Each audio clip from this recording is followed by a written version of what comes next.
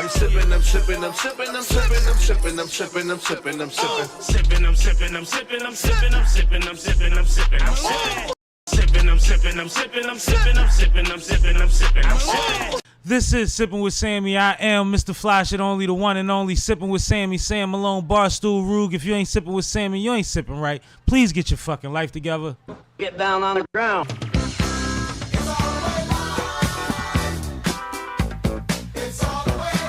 Damn Sammy, damn Sammy, damn Sammy, damn Sammy, damn Sammy. Yup! What's up with y'all, man? Happy Thursday, happy hour, all that flyness. It's a Monday. Monday, my bad. So used to the pod. Shout out to the K. Shout out to K. K, you good? I'm grooving. Like, comment, subscribe, share, get in the chat. Let us know that you in here. Let somebody else know to come over here and holler at us. We about to get into some stuff. And we got the new Quavo disc featuring Takeoff. But first, we gonna pay some bills. Be right back. Damn Sammy. This is Sipping with Sammy, Sam Malone, Barstool Rug, here with Rich Jewels, the official sponsor of the Sipping with Sammy podcast. Tap in with Rich Jewels, male or female jewelry, black owned, small business. Tap in with Rich Jewels, Sipping with Sammy approves. And I do. And I'm going to see Rich soon. Who we got in the chat? You got C Murder, CEO of Sky's the Limit My Management. guy. LLC. He said, yo, bro, with the hands up signs. Mm-hmm. And then he said, what's good, y'all? Yo, what's good with you, man? Congratulations on everything you got going on, man. I appreciate you. And you know what's crazy? I got to get a non-light skin hoodie. I'm going to pay for it. But every time I look at your joint, I'm like, I can't wear this. There's somebody going to get some ashes on this motherfucker. Anyway, but no, he making some fly stuff. He got some pieces. And I've been seeing the new work. It looks great. So I'm going to tap back in with you. I'm going to get something figured out with you soon. But real quick, man, breaking news. I don't know which button to hit. That's a good one. That was a perfect one. Yeah. Quavo just clapped back at Chris Brown featuring Takeoff. And I don't know if y'all heard it yet, but we gonna play it since it's hot on the presses right now and it's not on no DSPs to get us flagged yet. And see what y'all think about it if y'all ain't hear it, because I don't want you to have to turn this off to hear it since we gonna talk about it. I want to put you on right now. We got y'all. Shout out to K and Font Productions, you know what I mean? Then we gonna get into how she feel about life, but whatever. Keep talking for a She's second. never gonna 'Cause tell us that. I want to make sure The audio is situated. exactly that Yeah. y'all can hear everything because this is important. So like I said, right before we went on air, for those that don't know, I know you got me, homie. For those that don't know, I'm scrolling through the joint, I'm sharing the link, and then I saw Quavo just dropped a bomb on Chris Brown, and I'm like, is this new? And then I'm like, oh, he's live. And I don't really be on Act Page like that. So I'm trying to find it, and as usual, he's the first one with it. Shout out to him. Salute to him. Can't hate the player. That's part of the game now. Act is in the game now. Y'all can hate as much as y'all want. I still probably will too. But he's part of it now. He's getting all the exclusives on all the disc records. So he ran through it, and we listened to it on his page, and then I watched somebody else watch it and react to it a little bit. And it's an official joint, and it's kind of crazy. The R&B, the singing melodic motherfuckers seem to want this shit more than y'all do, man. I don't know, but we'll talk about that in a minute. Are we good on the audio? We decent? Or was that the thing that we wasn't supposed to get? 2 more seconds. All right, 2 more seconds. But yeah,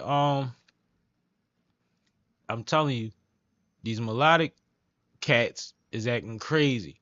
And we got the exclusive. We definitely got the exclusive. We ain't the first ones with it. But if you tapping into us at 7 o'clock, 9 times out of 10, you ain't see it because Shade Room just posted it at 7. So let's see what we doing, man. Let's see how we can get this thing done for y'all. This is new, but, you know, we've done things like this before. We just got to make sure we doing them right so y'all can hear it. So if you in the chat, let me know if you hear the audio or not, too. All right. I'm about to hit play. All right, cool. You ready? Yeah, let us know if y'all hear it. If y'all don't hear it, react immediately. I'll tell you when it's playing. Go ahead. It's on right now. Right now it's on. Pussy nigga, Can you hear it? Crash out about your bae. Boy, you pussy. Little bitch come dance battle with my Drake. You been fucked your bag up when you punch Rhea in the face. Tell my fashion week, you sparing who? Come punch me in my face. It ain't nothing but a fade. You know you lost a Frank. Niggas ran in your house, tied up your aunt cause you ain't pay. This bullet got your name. Don't ever bring up tape. You know, half of y'all niggas some hoes out here.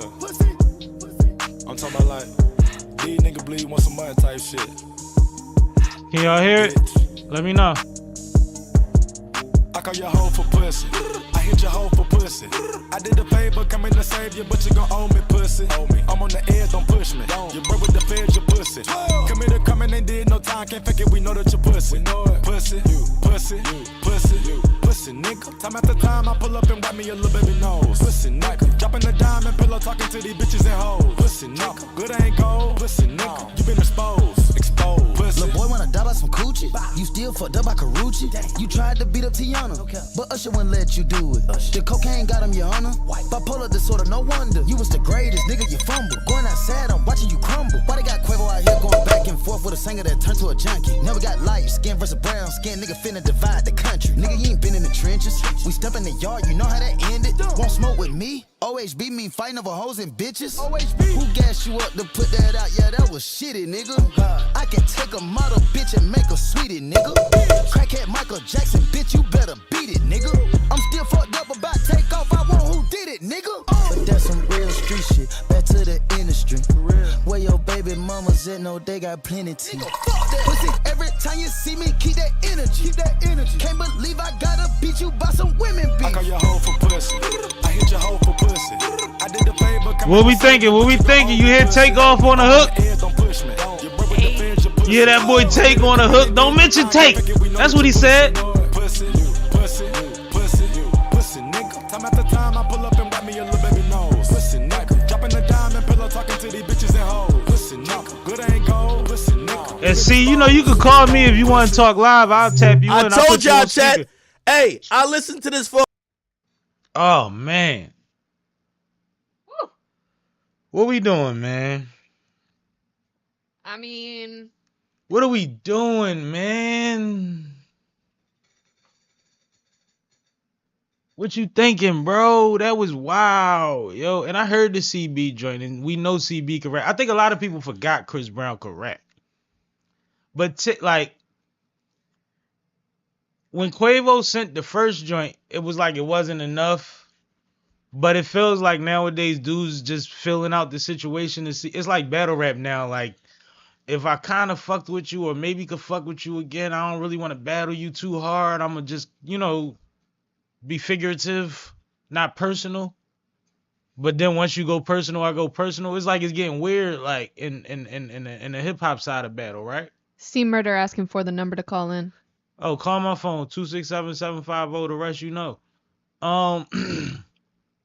That's perfect. I'm gonna just tap you in the old-fashioned way. And I think we were just in time because I think he just went off live because the thing disappeared. Yeah, I told you that was gonna happen. I'm glad we was able to play that. I told you, I know how this shit go, man. I be on motherfuckers live stream. I pause it. I go back to play it. It's gone.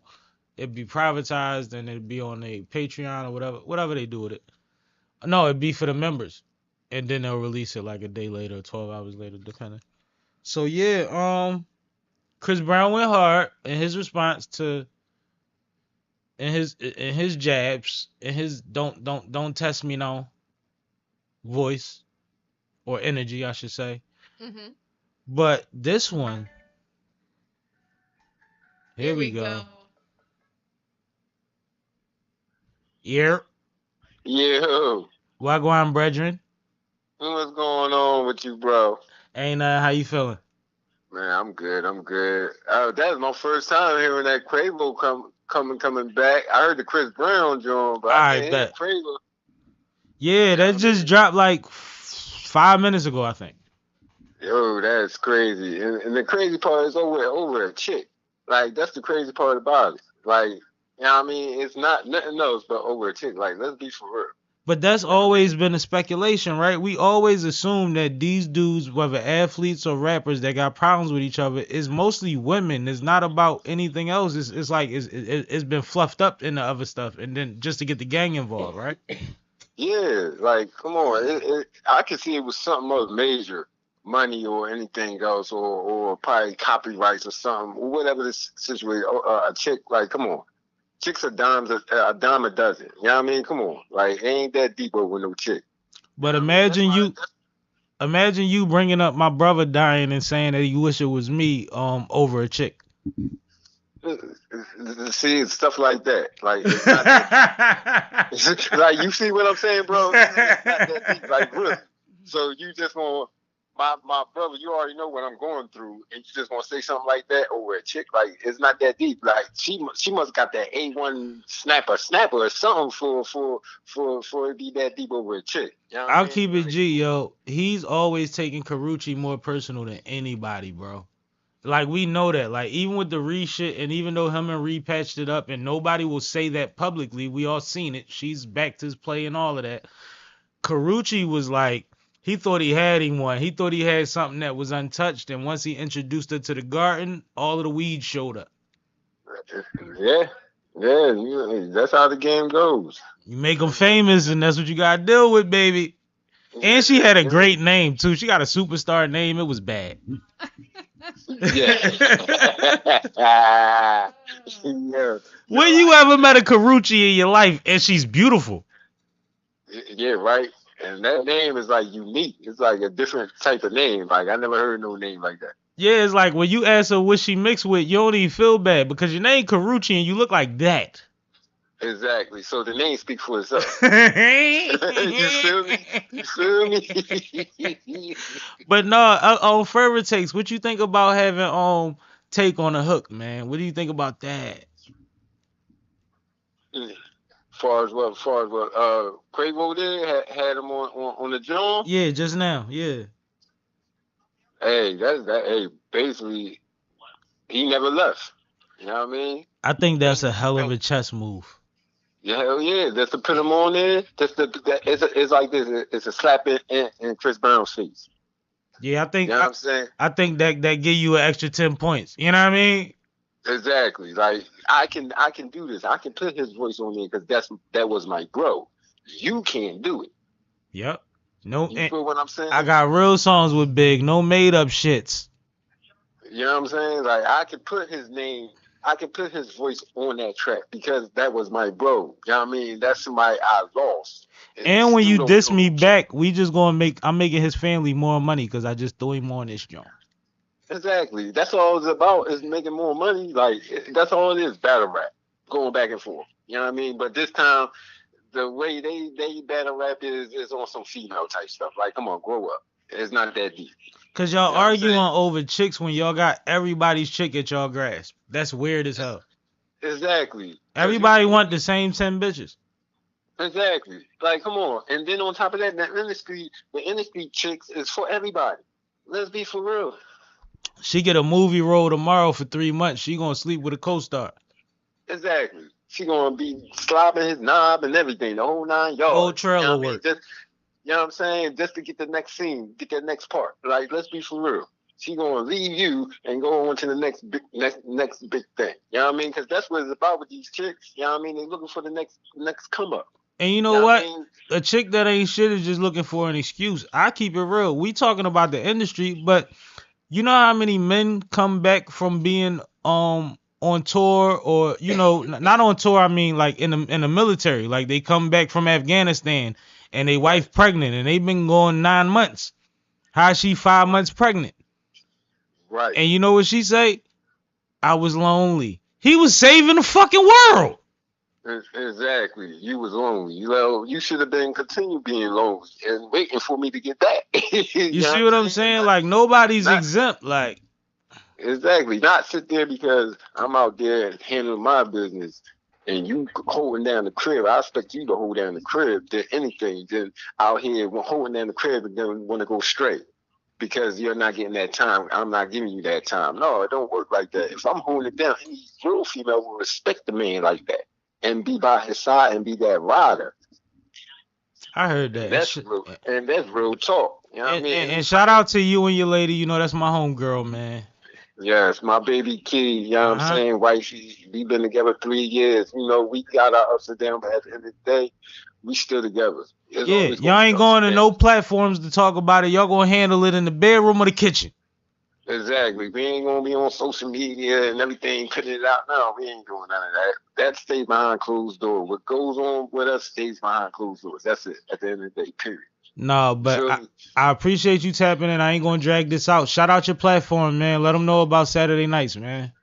Oh, Saturday Night Vibe with me, C Money and Bossy. That's wifey. Also, AKA Kid. The I mean, every homie. Saturday. Yeah, I mean, every Saturday night, 9 o'clock. You know, tune in on IG. Definitely got Saturday Night Vibe on IG running and popping. Definitely going to see us more live on that platform because that's our platform. So make sure you go follow Saturday Night Vibe on the IG. And also follow me on Skies the Limit on my Skies the Limit page. As soon as you type Skies the Limit, I'm going to pop right up. You know what I mean? Designer of Skies the Limit clothing. Also do promotion, flyers, my hands in everything. Also be still my real estate. Man, my hands in everything. And still Just got a like the 9 to doc. 5 and still get up every day and do the good job. Exactly. So The thankless basically, job. exactly. You know. I And understand that, brother. I'm just taking over the world, man. Yeah, and also, shout out to Sipping with Sammy. That's my bro right there. Make sure y'all tune in on his YouTube, his platforms, and everything. Like, this is a good brother right here. You definitely will be seeing me back on his show, y'all. No, he gonna Definitely. come through on a Monday and do this with us. You gonna come through on a live stream soon. I'm gonna get you in here. And I just want to shout you out, man. I see how you moving. I see how you adding on and how you progressing your situation. And I like your design game. You got a good hand, man. Stay at that shit, man. Don't let your foot off their necks, man. Oh yeah, my hand, my put it like this, my foot on the gas. I'm non-stopping. I'm moving. My I'm moving guy, and shit. man. You know what I mean? But thank you, brother. Thank you. No, I I appreciate appreciate that. you always, but get back in the chat. We ain't done yet. We just gotta get further down this list real quick. But I appreciate All you right, calling in. see. I told you call in for a reason. You know you my guy. Hey, thank you, thank you. Oh, I'm getting right back on the chat. Let's talk some more. Yeah, All let's chop it up, man. Put me on. right, y'all. All right. No, man, this is what we gonna do for that. Yep, He killed that. absolutely. He killed that. That was quick and easy. I like that. See what I'm saying now? Let's get down to you. Let's get your feedback since we here. Cause you know I can get outrageous. I need you to get into your thing. Well, listening to that track and then hearing like Drake's track is two different style of diss tracks. Like, let's be clear. Let's be very, very clear. One of these hits in a different type of way than the other. Expound, please. Well, when your hook is all about basically calling the other party a pussy the entire time, and in a very catchy way, I might add, it makes for a good diss track. I feel like I can hear it in the club. AD said he could hear it in the strip club. Shout out to AD. Just was tapped in with them real quick. But like I feel like he was right. Like remember Kendrick John? Mm-hmm. Sit down. Shut up. You know what I'm saying? Like I think it's that kind of energy. Like that goes in the club. Yeah. Go ahead, K Cam. I still need more dissection from the K. How do you feel about the takeoff on the hook? And how do you feel about the hook? Like you said that you like that. Well, I like the hook. I like the hook a lot. Mm-hmm. I don't feel any type of way about takeoff on the hook, to be honest. I mean, it sounds reminiscent of like when they were all just together and that was the thing. So it's a different situation than just a normal like, oh, I had this feature in the tuck, or like what Drake did with the AI. It's a very different situation. So I think it's actually kind of like a boss move. Like, no, you dissed him. He's going to be part of this rebuttal as well. And he didn't diss Take. He was careful not to diss Take. I don't want to confuse that. He brought up Take's death and said that he was the real one and we wished it was you. and we meaning like general consensus type of you. I mean type of we. And it's crazy because real quick, Chris Brown responded. A lot of laughing emojis, Google raps. That shit is poo. Damn, and I was excited. That shit don't even need a response. Take off rap better, is what Chris Brown responded to what we just heard. FYI. I just gotta keep us since we, you know what I mean? We live on the right moment right now. If I'm being entirely honest, I don't think, me personally, I don't think Quavo won. Like, I think the record is great, and I think it's catchy, and I think it's gonna be played in a club. So you think Chris probably don't have to respond because he already won? Yeah, because the verse itself, like, if you get down to Quavo's actual verse, He said that man auntie got duct tape because he couldn't pay. he said things very directly. But when you look at its actual, like, hip-hop quality as a verse, Well, no, like Chris came with like, and it's funny because like, you know how they say hindsight is 20/20.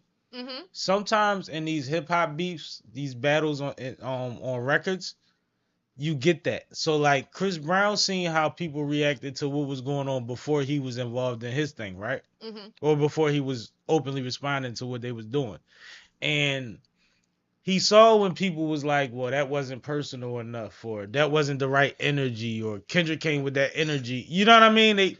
He heard all of that. So the first thing he said on his joint was, you know, I'm a big blood, nigga. You see what I'm saying? Like, that's the first two lines is he reps the set. Like, no, this is how I'm coming. Like, this is the energy I'm on. mhm. And he kept it there. You see what I'm saying?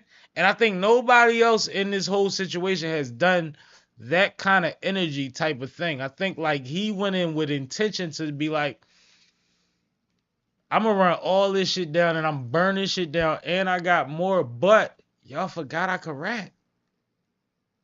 Like, I think y'all forgot I could rap. You know he could make a diss R&B record Yeah. and fuck the whole game up. We've been praising Drake for making a club record out of back to back and all of that shit. Right. Imagine if Chris Brown made an R&B joint and really got bodied by a singing nigga. Right. And he said you got bodied by a singing nigga. But I like Quavo's response. We've never seen this energy from Quavo. No, I agree. I really like the response. It's just, I think rapping quality, Chris Well, Brown did win. I think he what actually- Quavo said, now, whether it's speculation, whether it's true or not, Oh, that's the thing. all of the things that he said, that might weigh into why Chris Brown also feels like he doesn't really need to respond. Because if that stuff isn't how Chris Brown interpreted those situations and he doesn't feel that way, then like he might not, that might be part of it. Well, perception is a motherfucker, right? So when I'm in it and you saying something that I've already like settled myself with and it's not what people think it is, Yeah. it might not deserve a response. I think that actually is a mature way of looking at that. You killed that. You bodied that. But at the same time, and I got a correction from last week. Okay. Kendrick did not respond. He's still on the clock. But That's true. this Quavo joint featuring Takeoff is the first record from this shit since the Kendrick joint Mm-hmm. that we gonna hear at the party and the cookout without the DJ trying to intentionally play diss records. Right. Like, we was at the I Sixers was game. gonna say, shout was out at the Ghost. play-in. Shout out DJ Ghost. We was at the Sixers playing game in the motherfucking Skybox, and they had a playlist of the diss songs in order pregame, right before the ball drop, or right before the tip-off. They played all the diss records. Am I lying? No, and I'm not gonna lie. But that was intentional. It You was gonna lit, have right? that. No, it was lit in there, and then they played a lot of what's the new homie name that you didn't know about? D-Lo. Yeah, and he lit right now. But D-Lo the bag man, D-Lo, yeah, Yeah. D-Lo, yeah. Something like that. There was another part to it, but They played a bunch of his shit, and I'm like, no, that makes sense. But they played all the diss records at the Sixers playing game in the layup line. Like, all the diss records. They played like 5 of them back to back. So like you gonna have DJs that'll do that, but at the same time when it's popping and you want to keep people moving, it ain't just this crowd. You know what I mean? It's the selfie crowd and the want to get it in crowd. Mm-hmm. You only gonna play a couple of them records, and I think Quavo joint is one of them. I think Chris Brown joint rings off in the club in a different way, but I think like you literally see strippers stripping to take off voice on that hook. Yeah. No, I agree there. I think Quavo's might have the most lasting power outside of But that beat on what's the name? On the Kendrick Kendrick, joint yeah. with Future, what's that called? Like that. Like that. Yeah. That beat. There are 2, maybe 3 major samples that work that they put together on that shit, and it's stupid. It's stupid. It's stupid. Like it just feels good when it comes on. You don't even care. And then they don't even make you think about it. If you like that, you don't even gotta think. I'm drunk. I'm like that. You see what I'm saying? Mm-hmm. It's different. It's different. But any new things in the chat? I know C still in the chat. He ain't say nothing new. He said he's back. All right, word. I appreciate you, bro. Always. So do we want to discuss the Chris Brown diss, or did we do that? I mean, I guess I could put up the graphic. I mean, can you give me your feedback on it? You heard it, right? I did hear it. I Did did you- hear it. Do you feel like you gave your feedback already? I don't want to we ain't trying to get blood from a stone. It ain't that important. Oh, here's my artwork. All right, Who wore it better? that's crazy. That's not even. See, now we about to get in the fashion conversation. That's not the same color. I'm about to start sounding like somebody that used to be around. But the Chris Brown joint, like I said, as far as a diss record, like just going at next and calling out shit and standing on shit, and that one major punchline in Chris Brown diss when he said, "You fucked my ex when she was my ex. I fucked your bitch when she was still with you." Ouch. I'm up one. That's a fact. That's why the response was, "This is over hoes and bitches." But the thing is, and this is what I just thought about when I said that. A nigga start a war over somebody that he was taking personal, and then when everybody telling he was crazy for taking her personal, she was just a bitch. Of course. Now I'm a nut because we don't went this hard, but you gonna water her down like you ain't just parade her in front of the world. Right. Like in the hood, you know, if you in the streets, if you dealing with a chick, her status go up. This not a billion followers, nigga. This a nigga that you gotta be within a certain mile radius, a zip code that probably even readily identify. But if motherfuckers respect him and he get a chick and he let her go, niggas is trying to get that. And she might start smelling herself. Like, oh, all right, I'm that. And no, niggas just want to eat my dick, so to speak. Niggas want to be able to say that they been where I've been. If you did it after me, that's different. It's like, all right, she was what it was. I realized she wasn't what it was. And now y'all can have at her if you a G about it. But when you find out that it happened when you was with her, and the way Chris put it in the song was that she was spilling tea. She was giving up a lot of tape while he was fucking with her. And he also said that she was stressed out and burnt out over the dick, which he probably has text messages and shit for. Hey. I think people are skipping over that part. So, like, once again, when this is the chick that you paraded in front of the world, and everybody's like, oh, they went through that thing and then they broke out. Well, that thing wasn't Chris Brown's thing. He was doing his thing and y'all still was together. That's different. So that's what makes it so crazy. It's like, well, you can say the thing about my aunt. I keep it thorough. I've had homies kidnapped. Couldn't imagine my aunt kidnapped. But if his aunt is healthy now and she good, like, he better off than T Grizzly. Rest in peace to his people. Like, shit get real. But, like, when you say your dick was there and then I took it to Cabo after and ate the pussy. That's different than you scoop my little ex bitch. I don't know. Am I talking too much? What do you say? I mean, I agree. I agree. I think it's different. But yeah, I mean, I still think like I said before, I think Chris Brown's winning. Yeah, CB probably winning, but that record gonna go crazier than Chris John go. Yeah. Cause it got Takeoff on it, cause it's a vibe, and like he kind of giving it up on it. He kind of giving it up on there. We never seen that from him. But you know what's funny? There's gonna be Taylor Swift for the top however many songs is on her album, and then it's gonna be all rap beefs right under that on the Billboard. They all gonna chart right under each other. Cause a lot of them been out for a week and are just now getting added to streaming platforms, and some of them just came off. Yeah. Like that Kanye thing I just saw, it was supposed to got removed today. So we can go on the Kanye joint. It's on the list, right? It is on the list. Let's go to that. Check out my transition game. So, if you missed it, Hmm? over the weekend, Kanye also dropped a snippet of. No, you dropped the verse. You didn't hear the whole verse? I heard the verse. Okay. I didn't know if there was other people on the remix that we did not hear yet. I like that, but snippet wasn't accurate. I just had to clarify that. That's cool. Well, you didn't let me say snippet of what yet? Okay, my bad. Then I apologize. You do your thing. I was saying snippet of what was alluded to as a Like That remix. Kanye dropped his whole verse, which we did get to hear in full. So Sam, what are your thoughts on the Kanye verse on Like That? I think that he found the opportunity to throw a jab at somebody that he already had problems with in his personal life.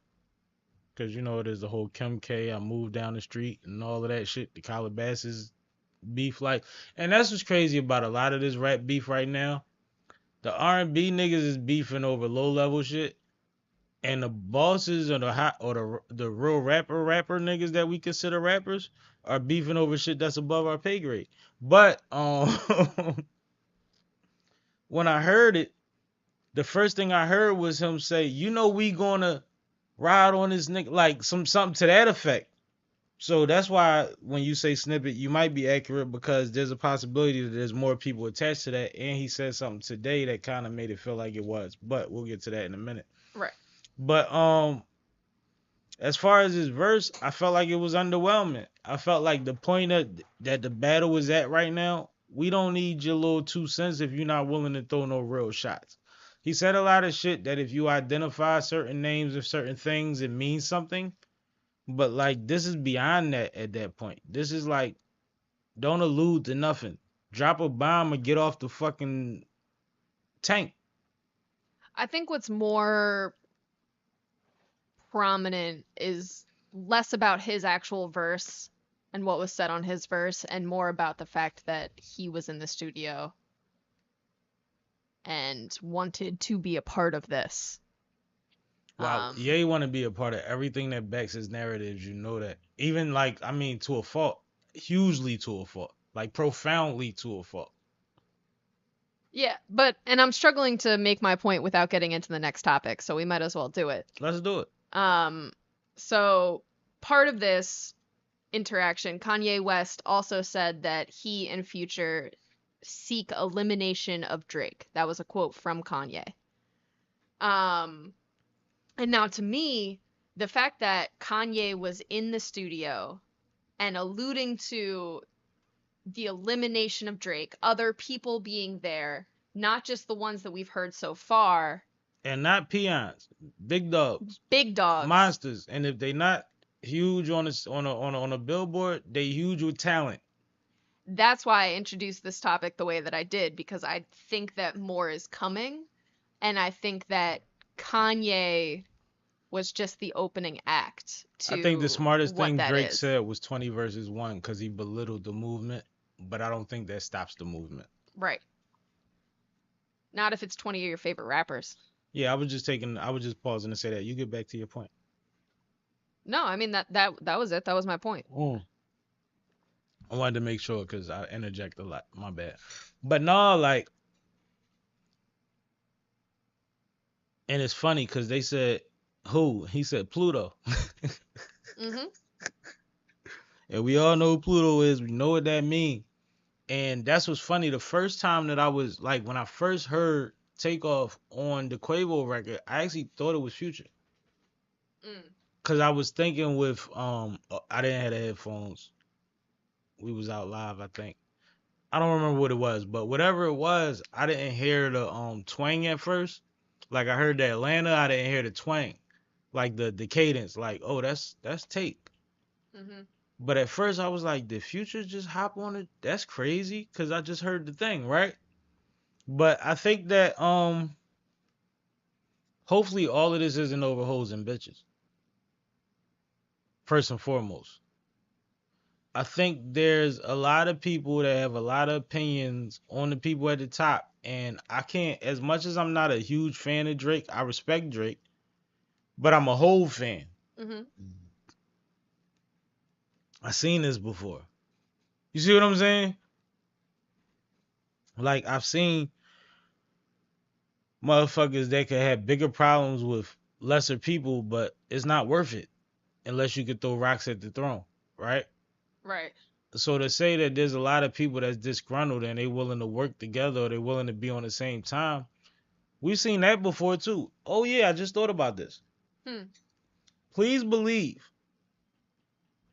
during the Rockefeller Rough Rider beef, it was a calling all cars situation. Everybody was in the studio when Beans wrote that rebuttal. That freestyle, that rap, that song. Everybody was in there. And I'm not saying everybody wrote on it. But what you got to understand is when you going up against the big dogs, I need that energy. I need motherfuckers. It's like battle rap. Like if I'm sparring with you, if I'm letting you hear my rounds, you got to tell me that shit whack. So I don't put it out. And I got what? How y'all tell people they got a day, they got 24 hours, they got 12 hours, they got 48 hours, they got 72 hours? Oh no, everybody come through. So Kanye's interpretation of that is also at question also. Mm-hmm. Because he might have seen that kind of energy and was like, oh, everybody gonna go at him. No, some of these niggas might just be on his side. Some of these niggas might just be the ones that are going to come out when he does the festivals and when he does his, you know what I mean? They on his team and they might not like the boy. But that don't mean that they necessarily in the fight. I think that might be premature. Does that make sense? Yeah. Because I've seen it before. Like, you can ask anybody and I don't even want to go down the list, but even the bull said it. Like, when Kiss and Styles and them started talking shit, it was everybody come to the studio now. And this what we doing. What's up? You see what I'm saying? And I would never say nobody ghost wrote that shit because that's not what I heard. But what I'm talking about is energy when you got motherfuckers that know that you up. This one of them joints. Even if it's not personal, there's an opportunity to get some real traction in the digital age. Right. Grab the algorithm because they fucking it up right now. We're getting battles 2 times a day now. Absolutely. Your turn. Or we moving on. I was done with this first. All right, cool. We got a lot of topics. We ain't got to dwell on Nathan. I know that's right. Anything new in the chat? C Murder said facts a little bit back about All right. what we were talking about. All right, cool. Appreciate you, Murder, for hanging in there with us, man. Keeping it current. All right, where do you want to go? Should we go back to weekend recap? Let's Start do from the weekend beginning? recap because we got thrown for a loop because Quavo dropped that thing. Right, and we had to get to it. And shout out to him because, like I said, I like that energy. Don't see, and this is what I want to say before we close out, real quick, before we get a weekend recap. One thing that I noticed about Quavo, and we all talk about how he's an athlete and all of that. No, Quavo is a quarterback and a point guard by energy. Just like he's a leader on the field and on the court. Like he plays a different kind of game. And if you ever watched how Migos moved, they treated him that way. he can't be the bitch, yo. Right.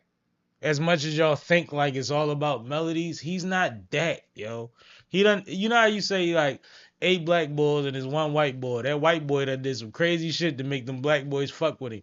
The fact that everybody from the hood, everybody brothers and everybody come from nothing, and he gets treated like he gets treated, does not come from the music that they make. Mm-mm. It comes from how he carries shit. So I just wanted to say that earlier because that's something that I realized about him that like makes me not surprised by what he just put out. You see what I'm saying? Did that make sense? Yeah. All right, cool.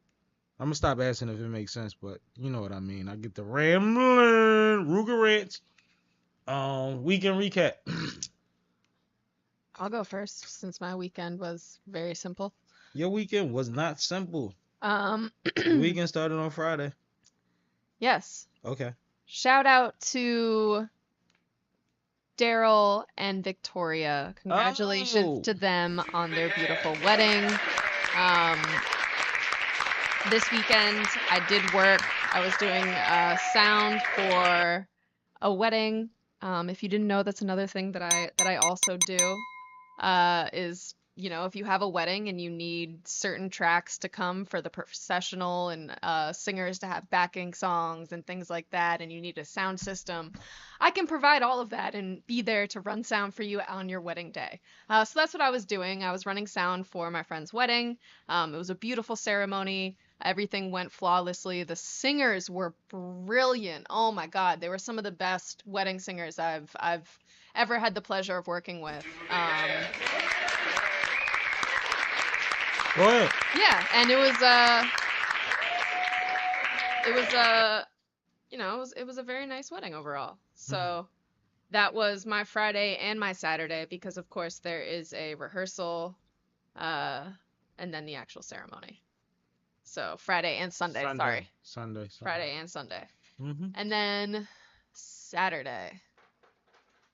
Saturday I didn't do anything. Yeah, I chilled. Sunday. Sunday was the wedding. All right, cool. Yeah, that was everything. All right, so we good, right? Yeah. All right.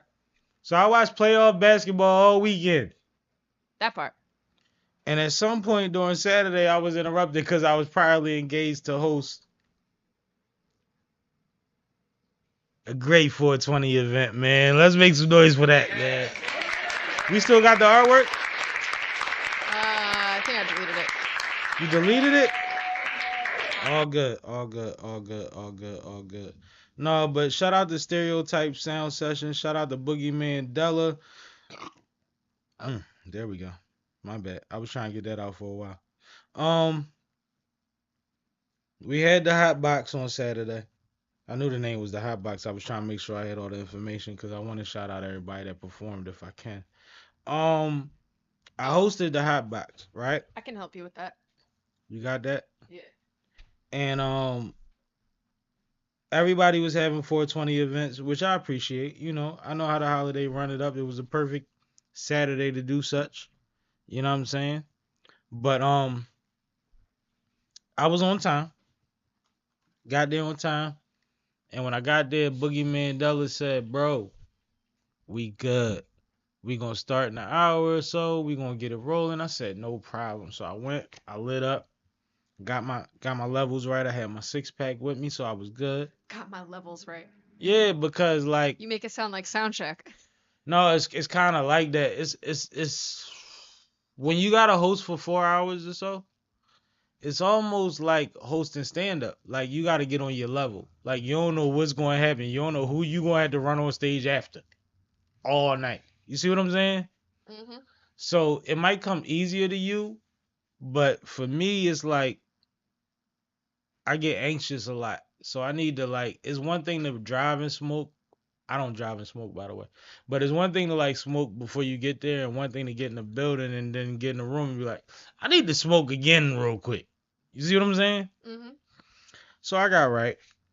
And then the crowd started coming in. The vendors was looking good. I see some things, some treats and shit that I want to try. I got some people I gotta holler at very soon. Actually that was in there. Matter of fact, I got their names. The vendors was Mama Mia, Pink Drink, shout out to Pink Lee, Jimmy Drip, they was situated, Colada Page, Shroom Heaven, and Chef Gucci. Chef Gucci got them sauces and this mushroom bar with weed chocolate on it. Man, listen, shit was crazy. So I met the people. I talked to a couple people. I actually spent some time talking to one of the artists that performed, KJ Clemente. He was breaking down WrestleMania for me. Shout out to the homie because we had a great time chopping it up about that. He spent the whole weekend. He got the $1,000 package, and I ain't trying to tell his tax business, but he went for the whole thing, and he said it was worth it. But performers, Crown 11 opened the show. Ramen didn't make it. Hopefully everything's good with you, homie. From what I hear, he was coming down from Allentown. He had a car accident or something to that effect, and he wasn't able to make it. So shout out to Ramen. Pink Lee killed it. She did her Thug Thizzle. You can watch on Sipping with Sammy podcast channel. I talked about how she give it up. She actually did just that day, and she was serving the people. And you know she's always part of the behind the scenes, so she did a great job all day, on and off stage. So let's do that for her. Then it was KJ Clemente. Then it was Damon Amir. Yo, Damon Amir, dope artist. He bodied that shit, K. The homie that they sent us last Monday that we just met Yep. went up there Yep. and went bonanzas. It was at one point I hopped on stage, started ad-libbing his shit like by accident. And then he went to go to another song and I was like, oh shit, my bad, bro. He was like, no, it's an honor. I'm like, no, you don't even understand. Like, I didn't even mean to do that. Like, he was giving it up. I got up there and got the filling in the gaps for real. He had a pocket that was bouncing. I started bouncing with him. So shout out to him, man. Appreciate you always, homie. I just sent him some clips, so we're going to start posting clips from when we had him up here. He's excited about them, so salute to him. Awesome. Cheese got crazy, yo. Cheese, little chubby nigga. He had his folks in there and all. He was talking that street shit. I was fucking with Cheese. And then MPND Dev was also dope. He had a female that was getting busy with him, and they did a nice little set. And it was just a good evening. Everybody was toasted. It was like sometimes I think like nowadays that everybody's getting into 420 events. Mm-hmm. Similar to the I ain't gonna do that. But anyway, there's some events that's going on now that have become popularized that like part of the vibe is supposed to be to chill. Right. And they doing things that's just too much. You know what I mean? And I don't want to be around when it's too much. And one thing that I told the crowd at the beginning of the show, you know, you tell everybody, give it up for yourselves. Appreciate y'all coming out, and everybody claps. Mm-hmm. I said, yo, we want y'all to get toasty. But as high as you get, make sure you can do that the rest of the night. You see what I'm saying? Like, don't tap out of what these people are doing on stage because we smoking weed. I want y'all to support the vendors and support these artists. Right. And we ain't going to use I was high as an excuse to not be able to put our hands together. You see what I'm saying? Right. Yeah, so I was on that timing, but we had a great event. It was successful. It was zero drama. Of course. Zero drama. So shout out to Boogie Mandela, Pink Lee, Stereotype Sound Sessions, and everybody else that put that thing together. It was a pleasure, man. I'd love to do it again, and I'm sure we will.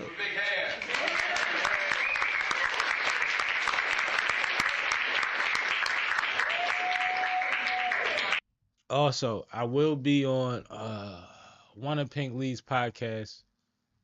The 24th, I think we filming it. So I'll let y'all know when that's coming out ASAP. So shout out to her because we're going to have a good time. We're going to recap all that. That's going to be fun. Yeah, hopefully I did my job. My only thing to the crowd was, you know, if I did my job, follow me, subscribe to me on one of these things, man. Let me know I did good. But yeah, had a ball, man. Had a ball. And then I got with family. Oh yeah, I'm still recapping the weekend. So then I left there, and shout out to Addison, my little cousin. While I was hosting, he called me and was like, this is literally what he said, okay? Mm-hmm. I'm sitting here watching your dad drink cognac straight in a sweatsuit with some Air Max 97s on. And your mom in here drinking tequila straight. Where's you at? And I said, I'm hosting. I'm doing my thing. He like, what time is over? I'm like, 10 or so. He like, you ended early. I'm like, bro, they paying me to be here. Can you end it early? No. And you know, we wrapped a little late, probably like 10:20. Nothing too bad. It was good. Yeah. So I shoot the him. I go to my cousin crib and my aunt crib. Shout out to Aunt Gwen and Jennifer. And the folks is over there, you know, the leftovers from earlier when they had the party. Uh-huh. And we sat there and we talked some shit. We kicked it for a minute. I ate a couple wings, drunk a little cognac straight myself. And then we wound up traveling across the city to go to this bar that Addison know everybody. All my little cousins and stuff, the ones that I raised and the ones that was raised right by me, they're like superstars in the social scene. Like all of them. But they all have different scenes. So we wound up in Fishtown at his homie bar. Which I'm like, how is this your homie? But whatever. I got a old fashioned and then I took it down. But shout out to Addison. It was good to see you. Love you to death. He said he coming through. He wants to do like a regular pod. I want him to do a live stream. But whenever he's in town, we have to figure out what makes the most sense. But Addison will be here soon. What's going on in the chat? I'm seeing a lot. Murder asked how was the Hotbox event, so you said that. Mm-hmm. And then he said, I gotta go. He has to call his baby, but keep winning, bro. I appreciate that. And that's all? Yeah. My man. Go and call her, man. Let her know you still alive, baby. But my weekend was cool. And then Sunday, more basketball. Way more basketball. I watched basketball all goddamn day. I mean all day. From like when the game started to like I went to bed on the last game. I couldn't even stay up for it. But everybody that was home won. You ready to talk about it? Let's talk about it. NBA playoffs. Mm-hmm. So the first round started over the weekend. A lot of games, 8 games, 2 days. So on Friday we had the 76 or no, I'm sorry, Saturday we had the 76ers and the Knicks. Mm-hmm. We had the Celtics and the Heat. Mm-hmm. We had the Lakers and the Nuggets. Is that correct? I'm about to check because you look like you really guessing. I thought you would have had your thing in your situation. This is what you do. And we had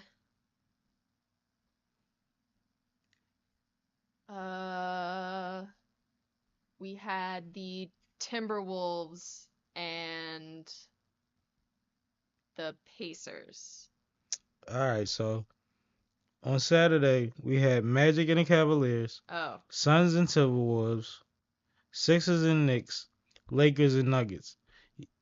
I was all the way off. Lakers and Nuggets, Suns and Knicks. What were the other two? No, Sixers played the Knicks. You know that. Sorry, Sixers and whew. Yeah, you been drinking? No. Sixers and the Knicks, Suns and the Timberwolves, Magic and the Cavaliers. That was Saturday. Gotcha. So the first game, I'm assuming, was the Magic and the Cavs. Did you catch that game? No, because it was on at. No, I didn't watch that one. All right, cool. It was a good game. I've been telling people for a long time that the Cavaliers got a bunch of little motherfuckers down there y'all ain't talking about. That's about it. And really, really, really play hard and play fast and get to it. And the Cavs beat the Magic 97-83. Okay. It's been a long weekend, so let me check the box scores. Banchero wound up having 24. Wagner had 18. Isaac had 10, and Suggs had 13. Wagner had 10. Like these are the highest scores from. Oh shit, my bad. See, I hate when I do that. This is why I don't do this. These are the highest scores from the Magic, but Cavaliers. Mobley for 16. Jared Allen for 16. Donovan Mitchell for 30. Garland for 14. and everybody else pretty much fell in. There's a lot of 4s, 5s, 7s. This is pretty like they're pretty balanced in their scoring, and I think that made a difference too. But I think Garland doesn't get enough credit. I've seen some stuff out of Garland when he's in certain situations as a point guard where you kind of supposed to get a ball up, and he never feels intimidated, and he always gets through it. I think his heart was a big part of carrying him. I know Donovan Mitchell was a monster, but like, and Yang only had 5, and they won with Yang having 5. That's crazy. I ain't even realized that. But yeah. So that was the first game, or the first game that we see right here, because I don't know the direct order since she didn't. You know what I mean? But it's cool. But Then we had the Suns and the Timberwolves. Did you watch that one? I watched part of it. Okay. It got kind of boring.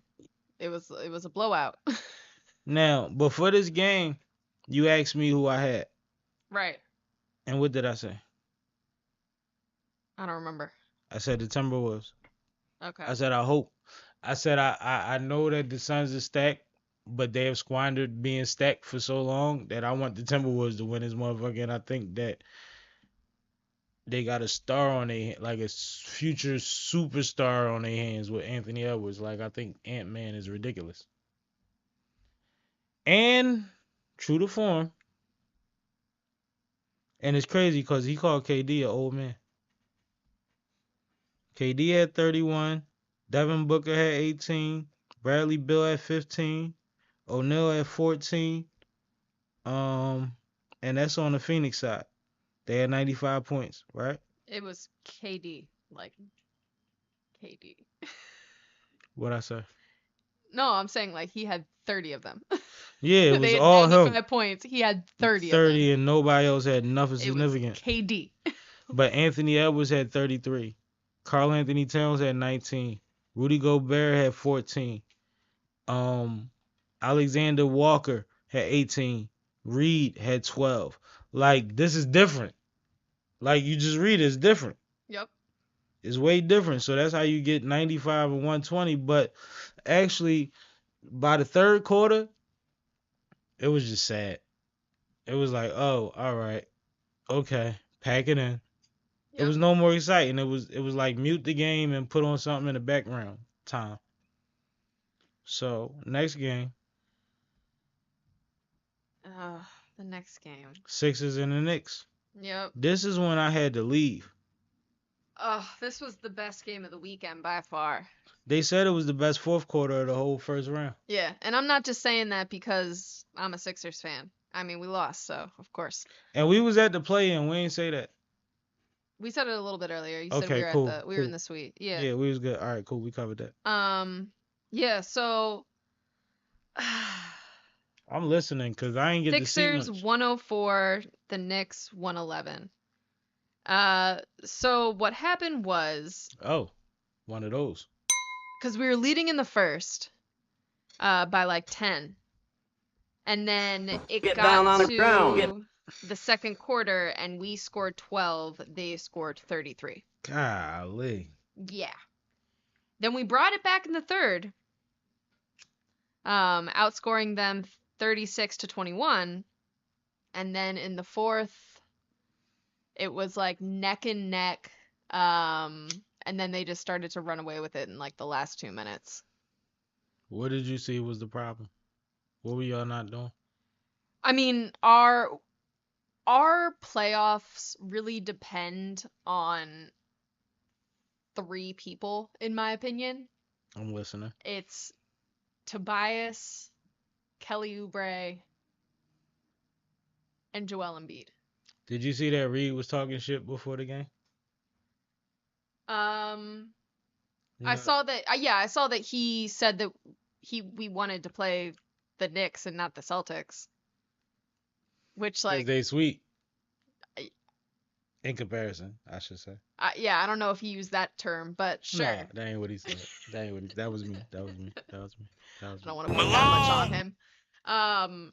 But yeah, I mean, I feel like every fan felt that way. No fan wanted to play the Celtics first because we have bad luck versus the Celtics in the playoffs, and we don't want that heartbreak right now. but the Knicks feel like we might be able to pull it out. Hey. But yeah, this game we did not, so we ended up losing. So what's going on next game for y'all? What y'all gotta change? So Kelly Oubre needs to be more of a factor. Tobias Harris needs to be more of a factor. So Kelly only had 10 points. Tobias name Tobias come up only way had too much, 7 yo. points. Yeah. Those two things need to happen. Embiid had a good game considering his injury. He did re-injure himself after dunking late Mhm. in the second quarter. And then he went to the locker room and then came back in the second half. So that was Athletic consensus is that he's fucking doing too much. You need to fall back. yeah. He was It's one listed. season worth -5 seasons on your career. He was listed as questionable tonight. The game is on now. I don't know whether he's playing or not. So All right. I'll look that up in a second. But Mhm. yeah. So Tobias and Kelly do need to get way more involved. Maxey had a good game. He scored 33. Embiid has 9 points. Maxey has 9 points. There you go. So Scores Embiid is playing. 22-16 as we speak. Sixers are up 6. And Kyle Lowry had 18. Kyle Lowry had a great game. I'm telling you, Kyle is in his second childhood, man. He out here with his second win on y'all nut ass. He came home to do it up. I love it. And the other And I always been a Kyle Lowry fan. Anybody tell you, I always said he a dog. Buddy only ended up playing 11 minutes this game, had 0 points, and Batum played 26 minutes and only had 3 points. So it just kind of shows our other players, non-star. I don't like saying non-stars because they're still stars, but our not Maxey and Joel Embiid players just weren't really bringing it the way that they need to. in They're the called playoffs role right now. players. It's a fact. They're role players. There you go. That's a better term. Thank you. It's not even disrespectful. It's a fact. And a second unit to you actually mentioned both, if we being honest. But who did you say? Batum. Yeah. It was funny because I saw a lot of people report on the game and didn't even know how to pronounce his name, which is crazy. But because then they said they watched the game, right?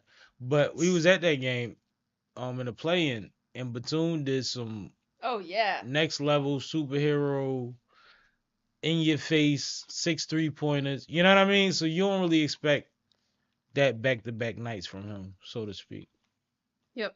to be respectful. But shout out to him for making the effort to get y'all there. Y'all got to do the rest, man.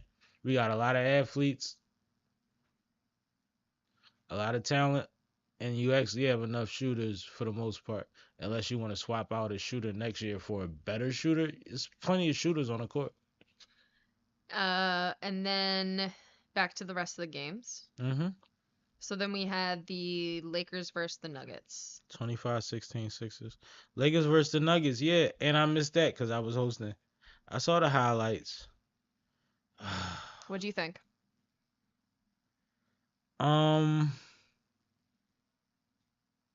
It's bad when you see AD have such a great game Yeah, he really did. and LeBron be LeBron. Yeah, he really was. And the only story that they had to say is that D'Lo shot horribly that night, which is like he's been doing good for so long. Like, you see what I'm saying? It's one of those things where it's like, do we have to have all cylinders firing at 100% to beat this big motherfucker? Cause he do what he want.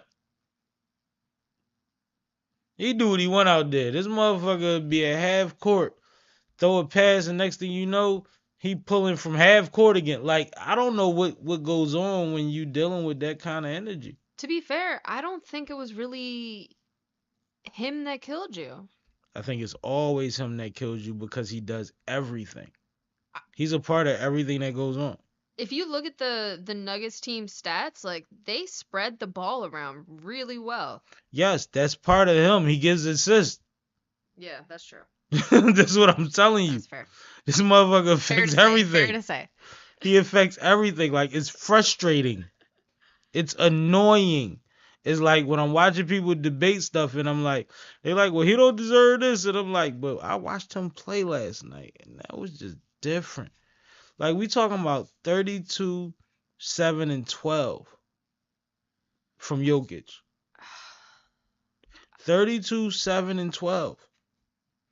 And it looked like he not even sweating and he never got in shape for the season.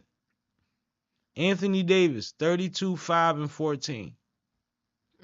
LeBron, 27, 6, and 8. AR-15, 13 points. D-Lo, 13 points on fucking 9 of 20-something shooting. It's looking crazy, but I think we can get it done. You know I'm a Laker, but it's just like, it's a little frustrating. Like, Michael Porter Jr., 19, he ain't even cracked 20. Jamal Murray had 22. Murray had 22. Caldwell Pope had 12. Same thing as Aaron. Like, you see what I'm saying? Like, they just playing basketball. Yep. Everybody's an option. They just playing basketball, yo. And we lose by 11. But, you know, them scores look weird at the end. Sometimes they could look smaller or larger than they were, depending on how we got a foul at the end of the game. Yeah. But, yeah. We got through all of that? Yeah, we are on to Sunday. Right. So, Sunday, the first game was... Heat versus Celtics. Yes. Blowout. Domination. Blowout.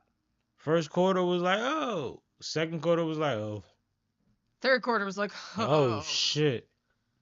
And then the fourth quarter, they brought it back a little bit. But not enough. Not by far enough. And it's crazy because I'll tell y'all my own prediction on the series.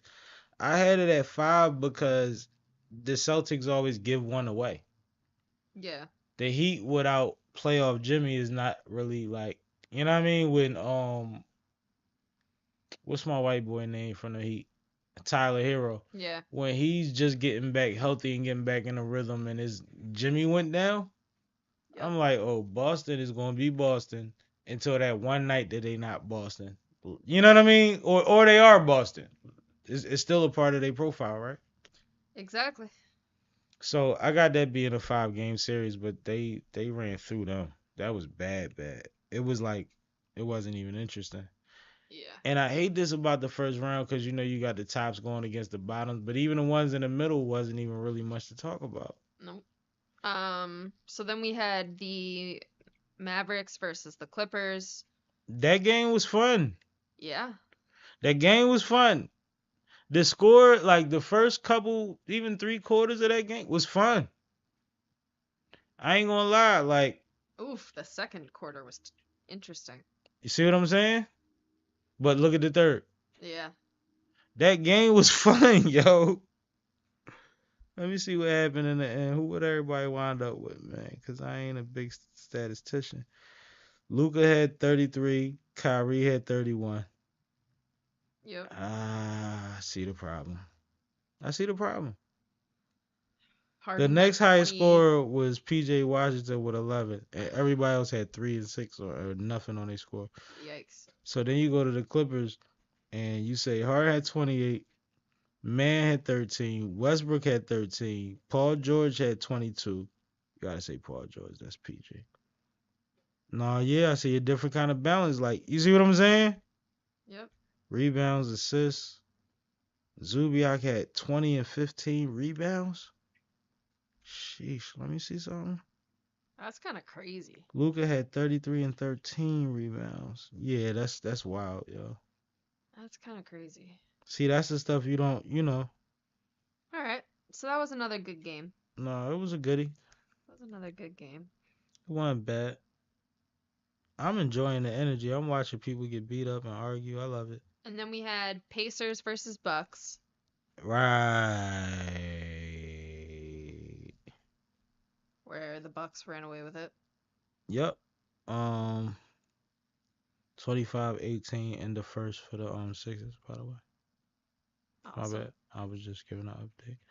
So where we at? Bucks and Bucks and Pacers. So Bucks final score was 109 to the Pacers 94. All right, let's see. Siakam was going crazy out there. I said that the entire game. 36. He was going nuts. He looked like the only one that wanted to play. Like Yeah. the whole game, he was looking like that. That's how I felt. And it's crazy because he was doing everything. He was hitting 3-pointers. He was in the paint. He was at the foul line. And he wound up with 32, 13, and 2. 36, 13, and 2. He did great. Turner, 17 and 8. Neesmith. Is his name Neesmith or Naismith? But they keep calling him Neesmith. 7 and 4. TJ McConnell, 10 and 2. I don't see nothing besides. Yeah. See, I can play all 4 quarters. Like, I mean, like, whether it's points or not, he was productive out there. Dame, on the other hand, Dame time. they started off and you was like, yo, is anybody going to score? Yep. And I said, it's Dame time. Give the ball to Dame. Dame will score the ball. What happened after that, Kay? Dame started scoring. And he didn't stop scoring. Dame scored 35 in the first half and none in the second. Facts. That's crazy. He went nuts and then let everybody else score. And I was watching him do it. I'm like, yo, why you don't keep shooting? I'm like, he's facilitating. He's falling back. He's taking himself out to play, which helps because at this point they got damn near double you or keep somebody on the wall for you, if you know the terminology. Yeah, it works in volleyball too. You don't go too far past the middle, Mm-hmm. but when you go past it, it's intentional. Mm-hmm. If it's not out of bounds, right? Mm-hmm. That's the thing, right? The wall. It might not be called a wall, but it's a boundary, right? Double block. Okay, cool. So like that was the thing that you started noticing, like, yo, Dame is chilling right by the logo. And the play is going on, and he's hot. But they pulled it off. Pat Bev gave the energy that the Sixers fans love him for. That's a fact. Yeah. Pat was outside. Yeah, he was. He got a lot of minutes too. Middleton was going nuts. Portis Jr. gets those buckets that just always mean so much. You know, it'd be like the play is broken. Oh, he got a fucking short jump shot or a layup. Like he gets those. I think it was a good game. But I think that the Pacers, like anytime Halliburton goes crazy and then finishes with 9, and Dame goes crazy and then stops and finishes with 35, that kind of tells the whole story. Yeah, kind of does. Like Dame did just enough for the city. He could have went for 60, I feel like. And then Watching him, he was on fire. He was pulling from everywhere. That was crazy. yeah. The last game yesterday was Pelicans versus Thunder. Pelicans. Pelicans 92 to Thunder 94. This should have been a best fourth quarter because it was a great game. What I saw in this game was Zion on the bench Yeah. and Shea Gilgeous Alexander being the smoothest motherfucker since Penny Hardaway. In adversity, he's still on calm. That young man is talented, yo. Yes, he is. SGA is that. Like, he's that. It's a reason they in first. And Caleb, we love Caleb. Yo, he was that night. Let me see the box score. What we doing? Pelicans. Brandon Ingram, 12. Trey Murphy the third. Murphy the third, 21. 13. McCollum, 20. Everybody else, 8, 8, 5, 5. Oh, man. Alvarado. Nance Jr. only had 8. Yeah. All right, cool. Now we go here. Shea Gilgeous Alexander, 28. 6 and 4. Mike Holmgren. Chet Holmgren. My bad. I said Mike. That's crazy. Chet Holmgren, 15, 11, and 2. That's cool for Chet. A lot of low production. Jay Williams, 19, 7, and 4. Dort. Yeah, it just don't make sense. Wiggins got to get in there more. He got 6 points. Yep. 16 minutes. Yeah, I don't like it. I don't like it at all. I watched what's his name get 35 points in 19 or some shit. Like, yeah, it got to be different. That's they. Yep. And the Thunder won, but it's like That's why it's close. That's why it's close. Without Zion, y'all should have a better performance than that. That's crazy. Cause what y'all gonna do when he come back? Y'all number 1 in the West. You mean to tell me he got to score 8 points and they beat y'all? That's kind of crazy, Kat. Yeah, it is. It's kind of crazy.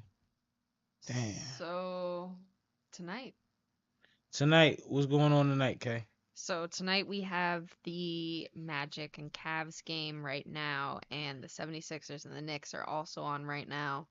Later on tonight, we have Lakers versus Nuggets, and the Suns versus the Timberwolves is tomorrow. That's what we doing. So right now, Cavaliers 58, Magic 44, 70 at halftime. 76ers 32, Knicks 22 in the middle of the second quarter. And we waiting on the Lakers to start later at 10. So we good. We good. That was a good playoff breakdown. Shout out to you. You killed that. Let's give her a big hand.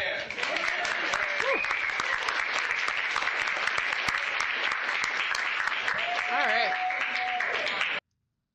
You want to talk about the fight?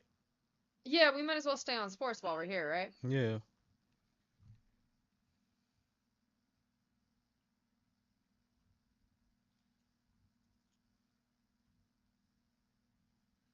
All right. So also over the weekend, oh God, it was probably a month ago at this point, we announced that Ryan Garcia and Devin Haney fight was going to happen. He made me choke. Devin Haney. Haney. That's what I said, didn't I? You said Haney. Oh, Go Haney. ahead. Um, We announced that the fight was going to go down. yes, we announced that the fight was going to go down. Then we also subsequently talked about how Ryan Garcia was acting strange on the internet, making weird claims on social media, and it seemed like he might be, partying or things of that nature.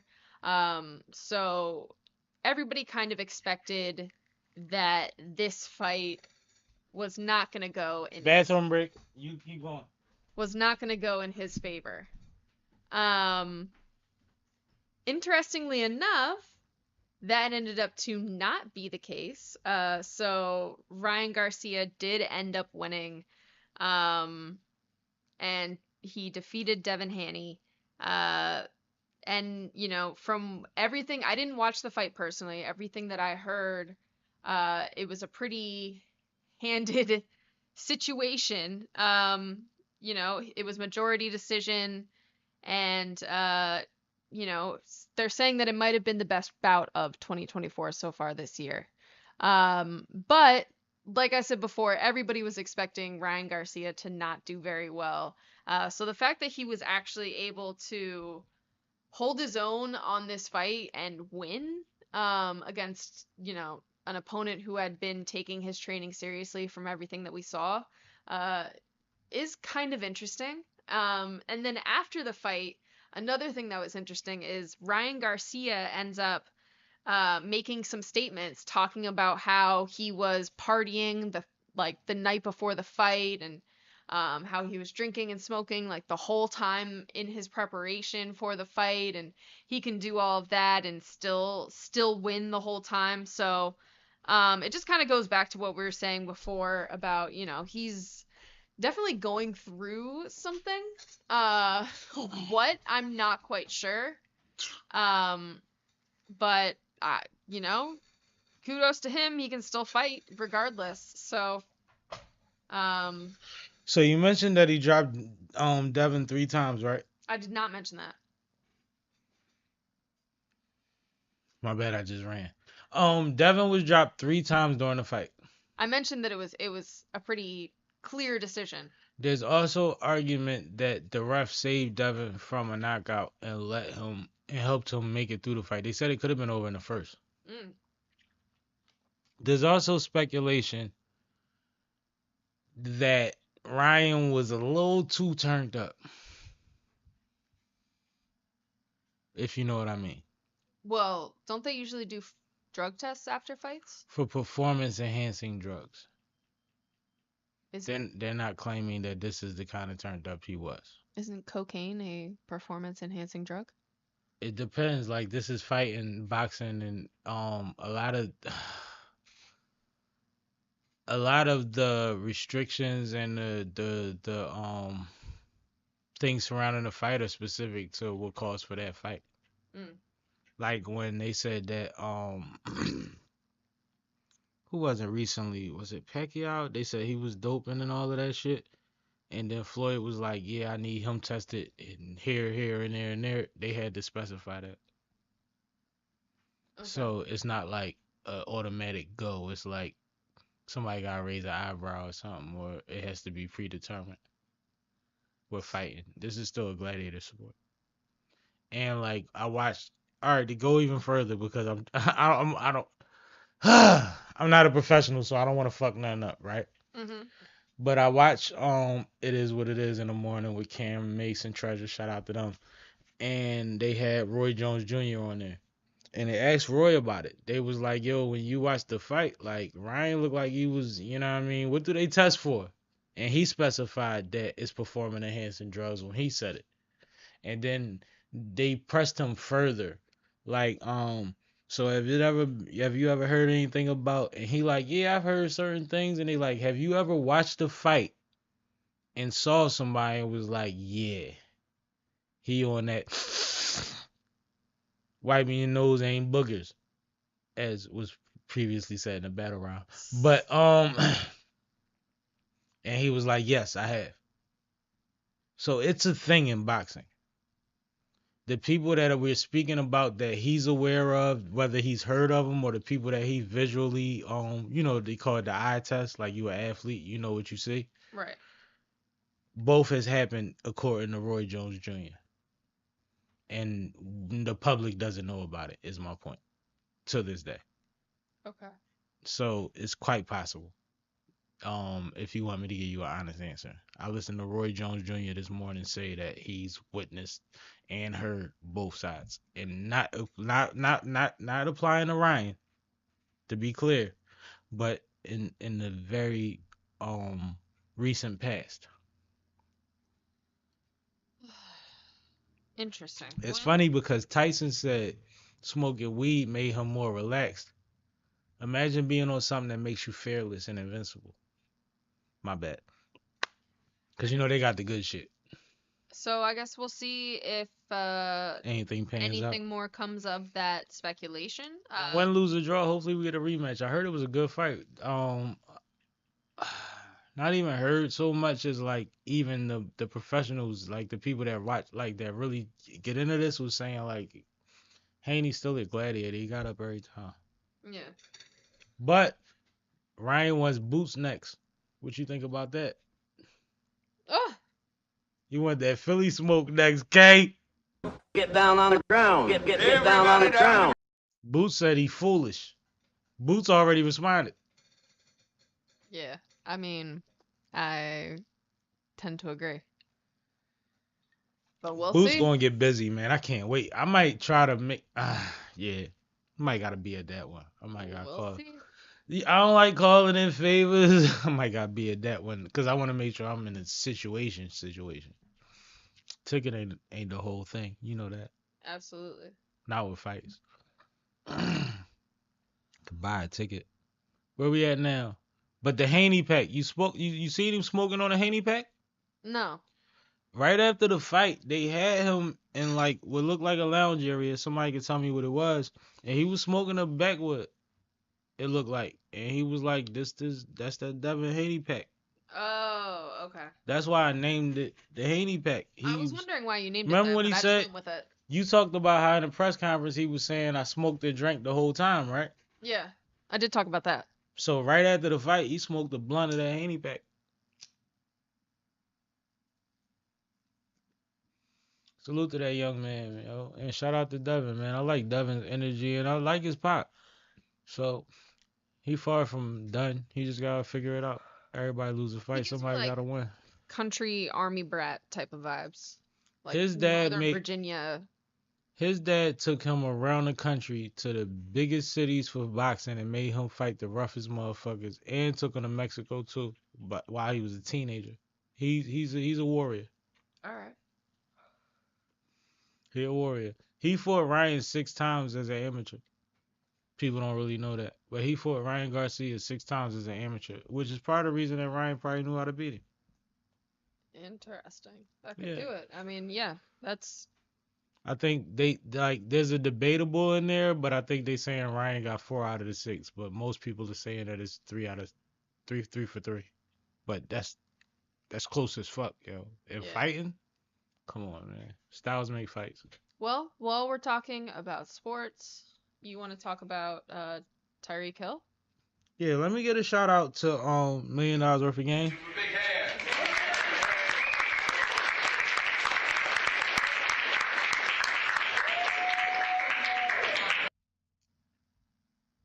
MDWG. They did an interview with Tyreek Hill, and they was in Georgia, in his hometown, as probably one of the baddest motherfuckers in the NFL, and they was behind the house he was raised in. Population 1,800 people in that town. Now, imagine when he was growing up, probably 600, right? Yep. Like shit like that. You know how it go. It happens fast, but not. You know what I mean? Yep. He got his kids out there, the 4-wheelers out there. The kids are excited. Daddy, I want to get back on the 4-wheeler. The dogs is out there. It's property. They building something that they sitting on while they doing the interview. It's concrete and it's pillars and it's not done yet. It's probably going to be a garage or something, or maybe an add-on to the house, whatever. But this is property that his family always owned. His aunt is down the road. Gilly said it took a minute and 45 seconds to drive through the entire town. Wow. And nobody corrected him. His grandfather was out there with all the energy that he raised him with to be the animal that he is now. He ran those roads outside of that same property to get in shape to be the animal that he is right now.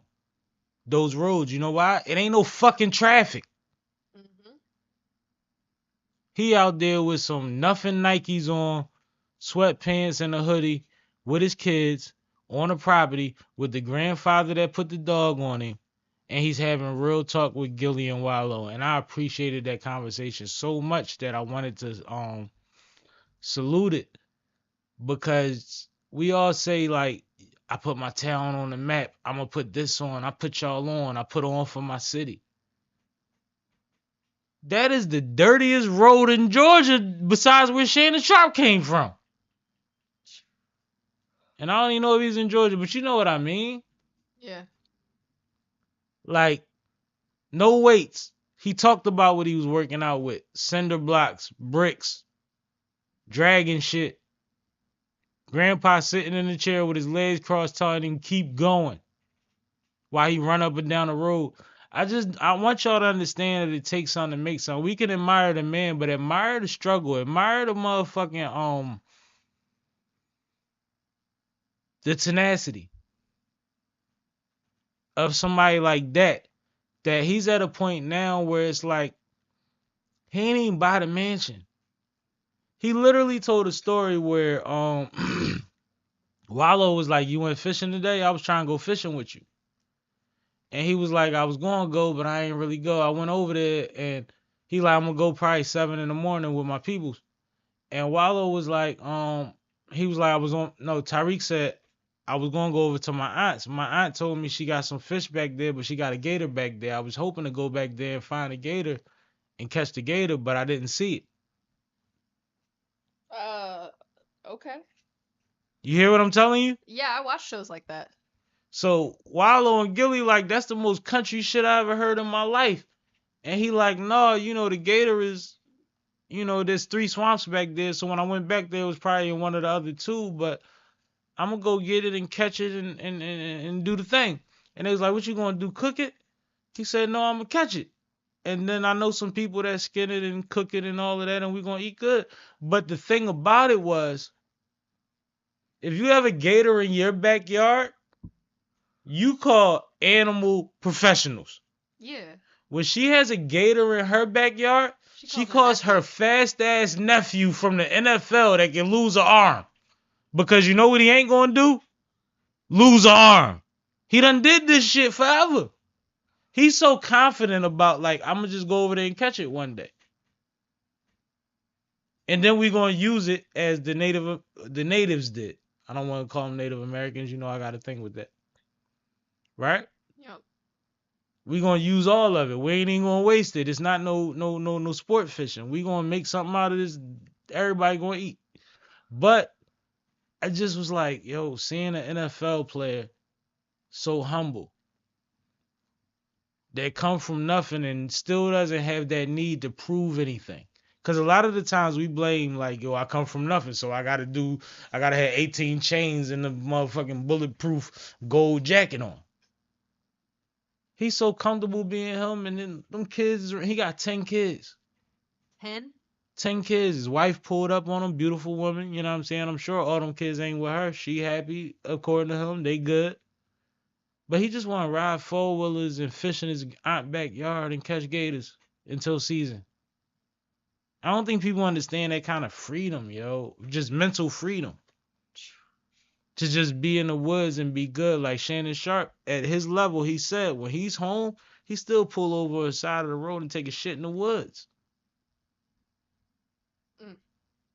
It sound barbaric to y'all.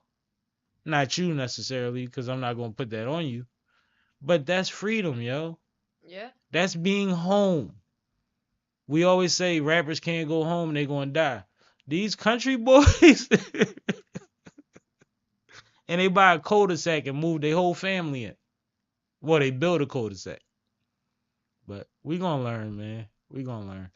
But that's what I just wanted to shout out $1 million worth of game. I appreciate that insight into Tyreek Hill that I wouldn't have had. And he's a monster. Salute to that brother, first and foremost.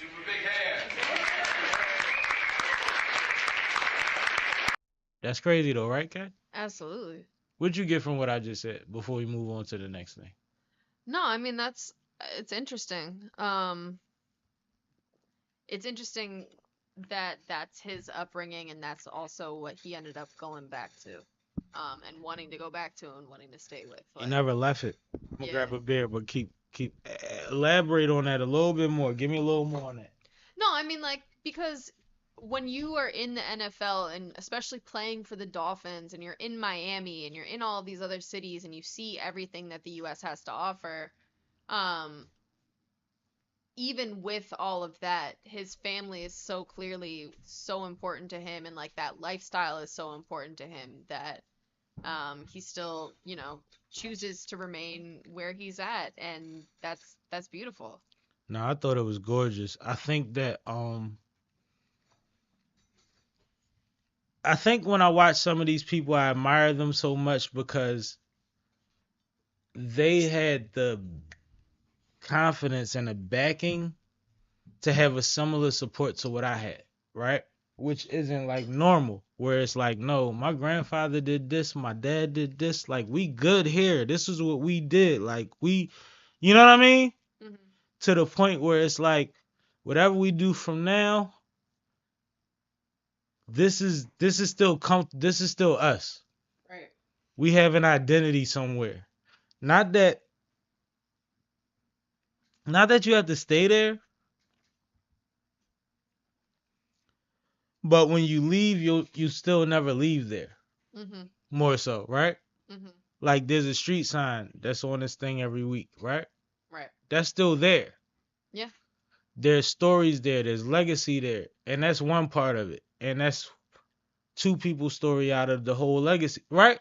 Right. You see you picking up what I'm putting down? No, I get it. So it's like, just to see somebody like him that's like, no, my grandfather was the one that trained me, and he right here talking shit. Like he's standing up with his swim trunks on talking heavy to Gilly and them. Mm-hmm. You see what I'm saying? Like he's still energetic. He's still with it. He still know how to break down what this young man is doing right now. I thought that was so dope, yo.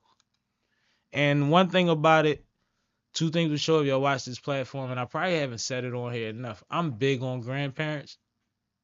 I'm big on grandmothers because of like my grandmother has been my boo for a long time. And y'all even understand that or y'all don't. She get what she want, right? But my grandfather was Martin Luther King to me because of how much he did for me and the people around our community that he'll never get credit for it outside of the fact that we now have a street sign with his name on it. So it's like, I'm big on that, man. My grandfather was the first person that told me I could be Dr. J and a surgeon.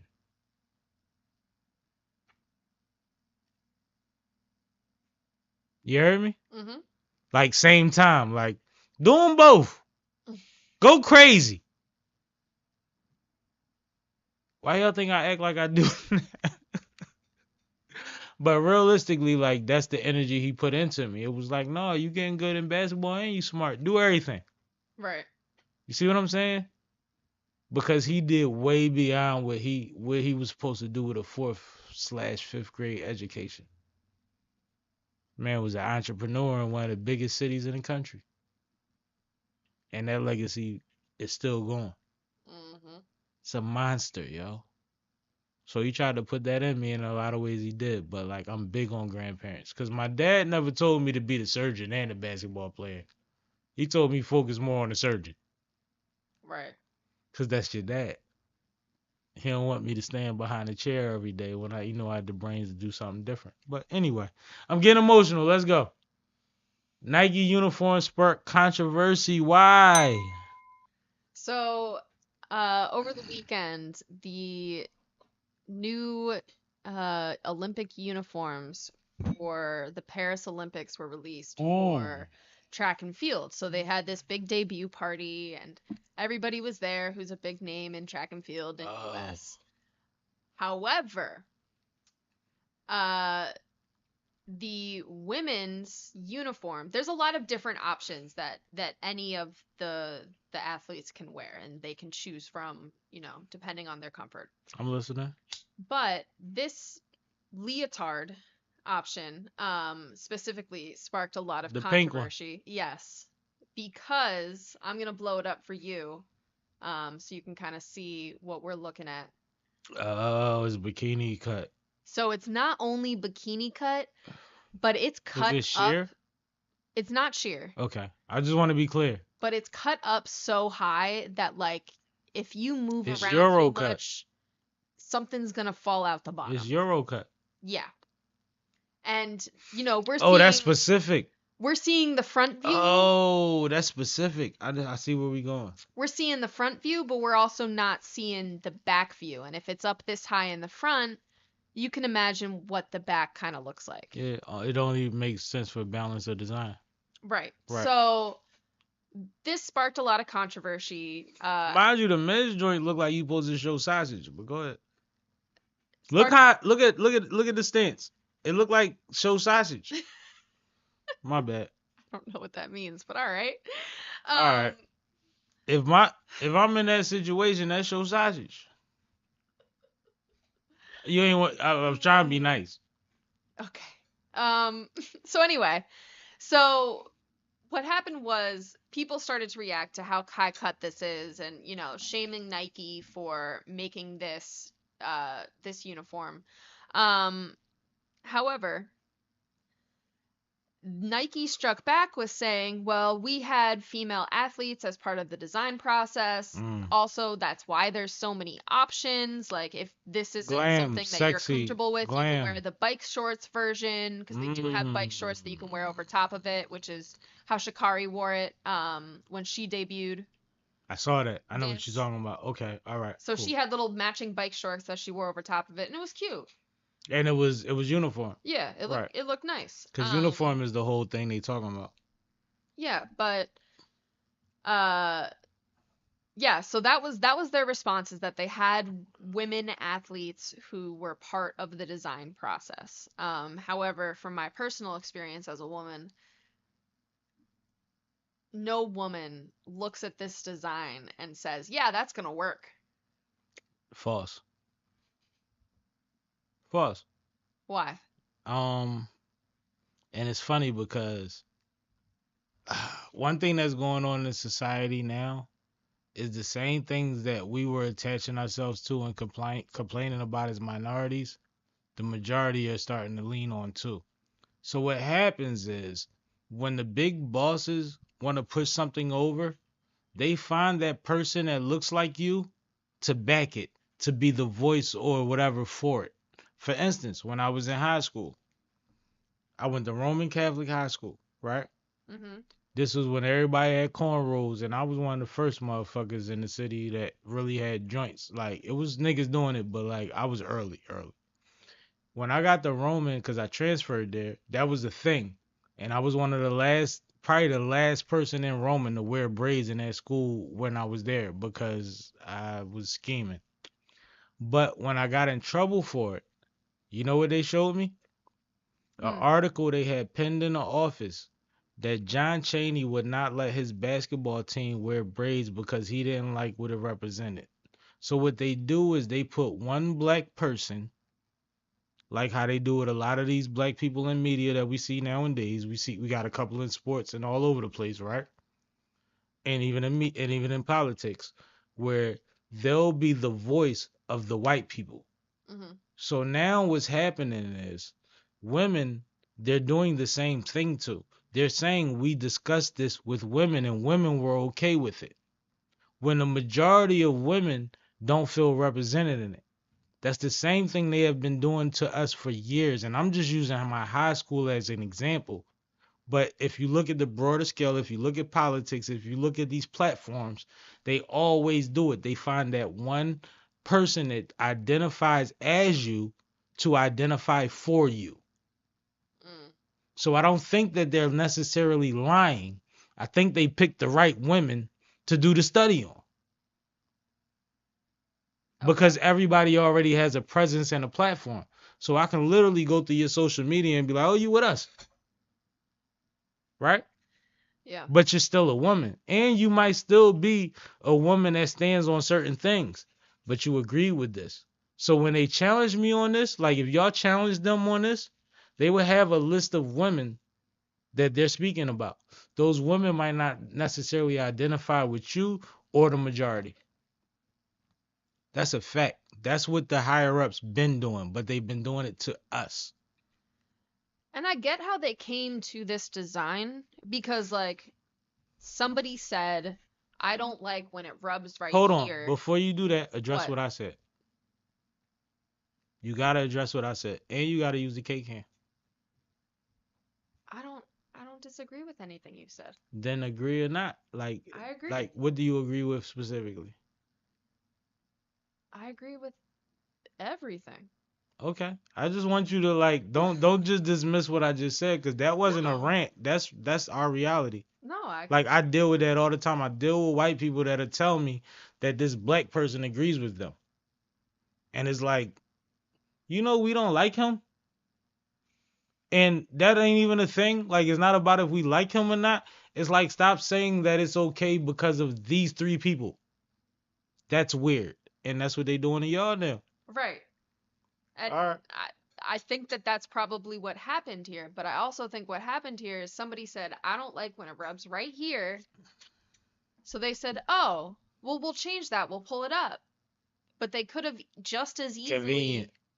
pushed it down. Or got different fabric.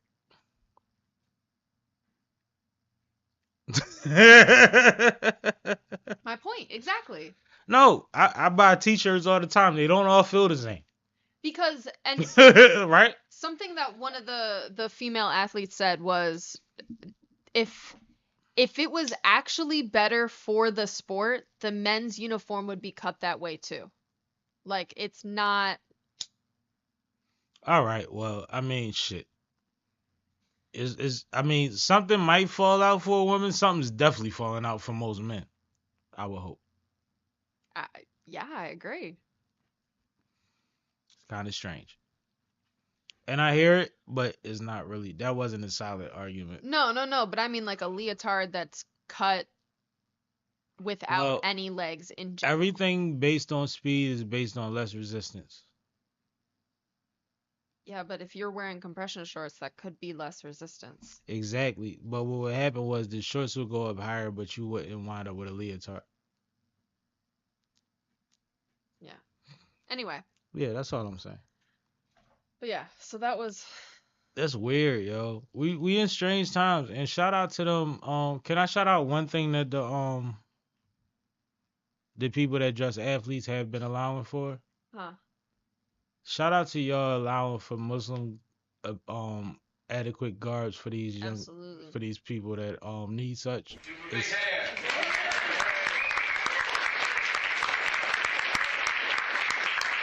I'm not sure if I'm saying it right, but I've been seeing it on the rise, and I appreciate y'all for that. And that's not about anything besides like understanding that your audience is all of us. Mhm. And is if y'all want to make money, do things that help all of us, because we wear athletic things functionally, right? To help us in sport or in leisure. And if you're a part of that, acknowledge that everybody's included in that, and I appreciate y'all for that. But go ahead. No, that was it. Where do you want to go next? We got a lot going on, man. I know. There's a couple of things that we missed when we were talking about the rap beef earlier. I'm listening. We didn't really talk about Drake and the AI track. Can we talk about that, please? Yeah, let's go back to that. Let's go to that, man. You know, we need a little breather from that, because we got quite a bit of quote unquote diss records on deck. Whether we get through all of them or not, I'm tapped in, so I know about shit y'all probably don't know about. Right. Which is actually fun. So I like to include the fun shit. So, Drake dropped a record. His second diss track that included some AI features from Tupac and Snoop.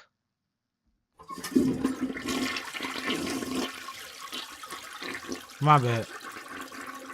No, I mean, that kind of describes how I feel about it.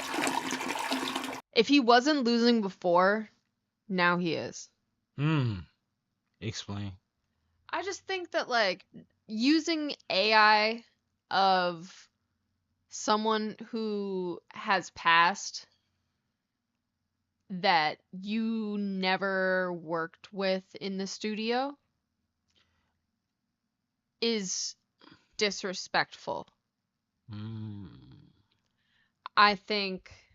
Sorry, let me put the K cam on. Yeah, do the K game. I think it's just blatantly disrespectful. And then on top of that, Hold on. Let's pause on disrespectful. Disrespectful to who, what, and why?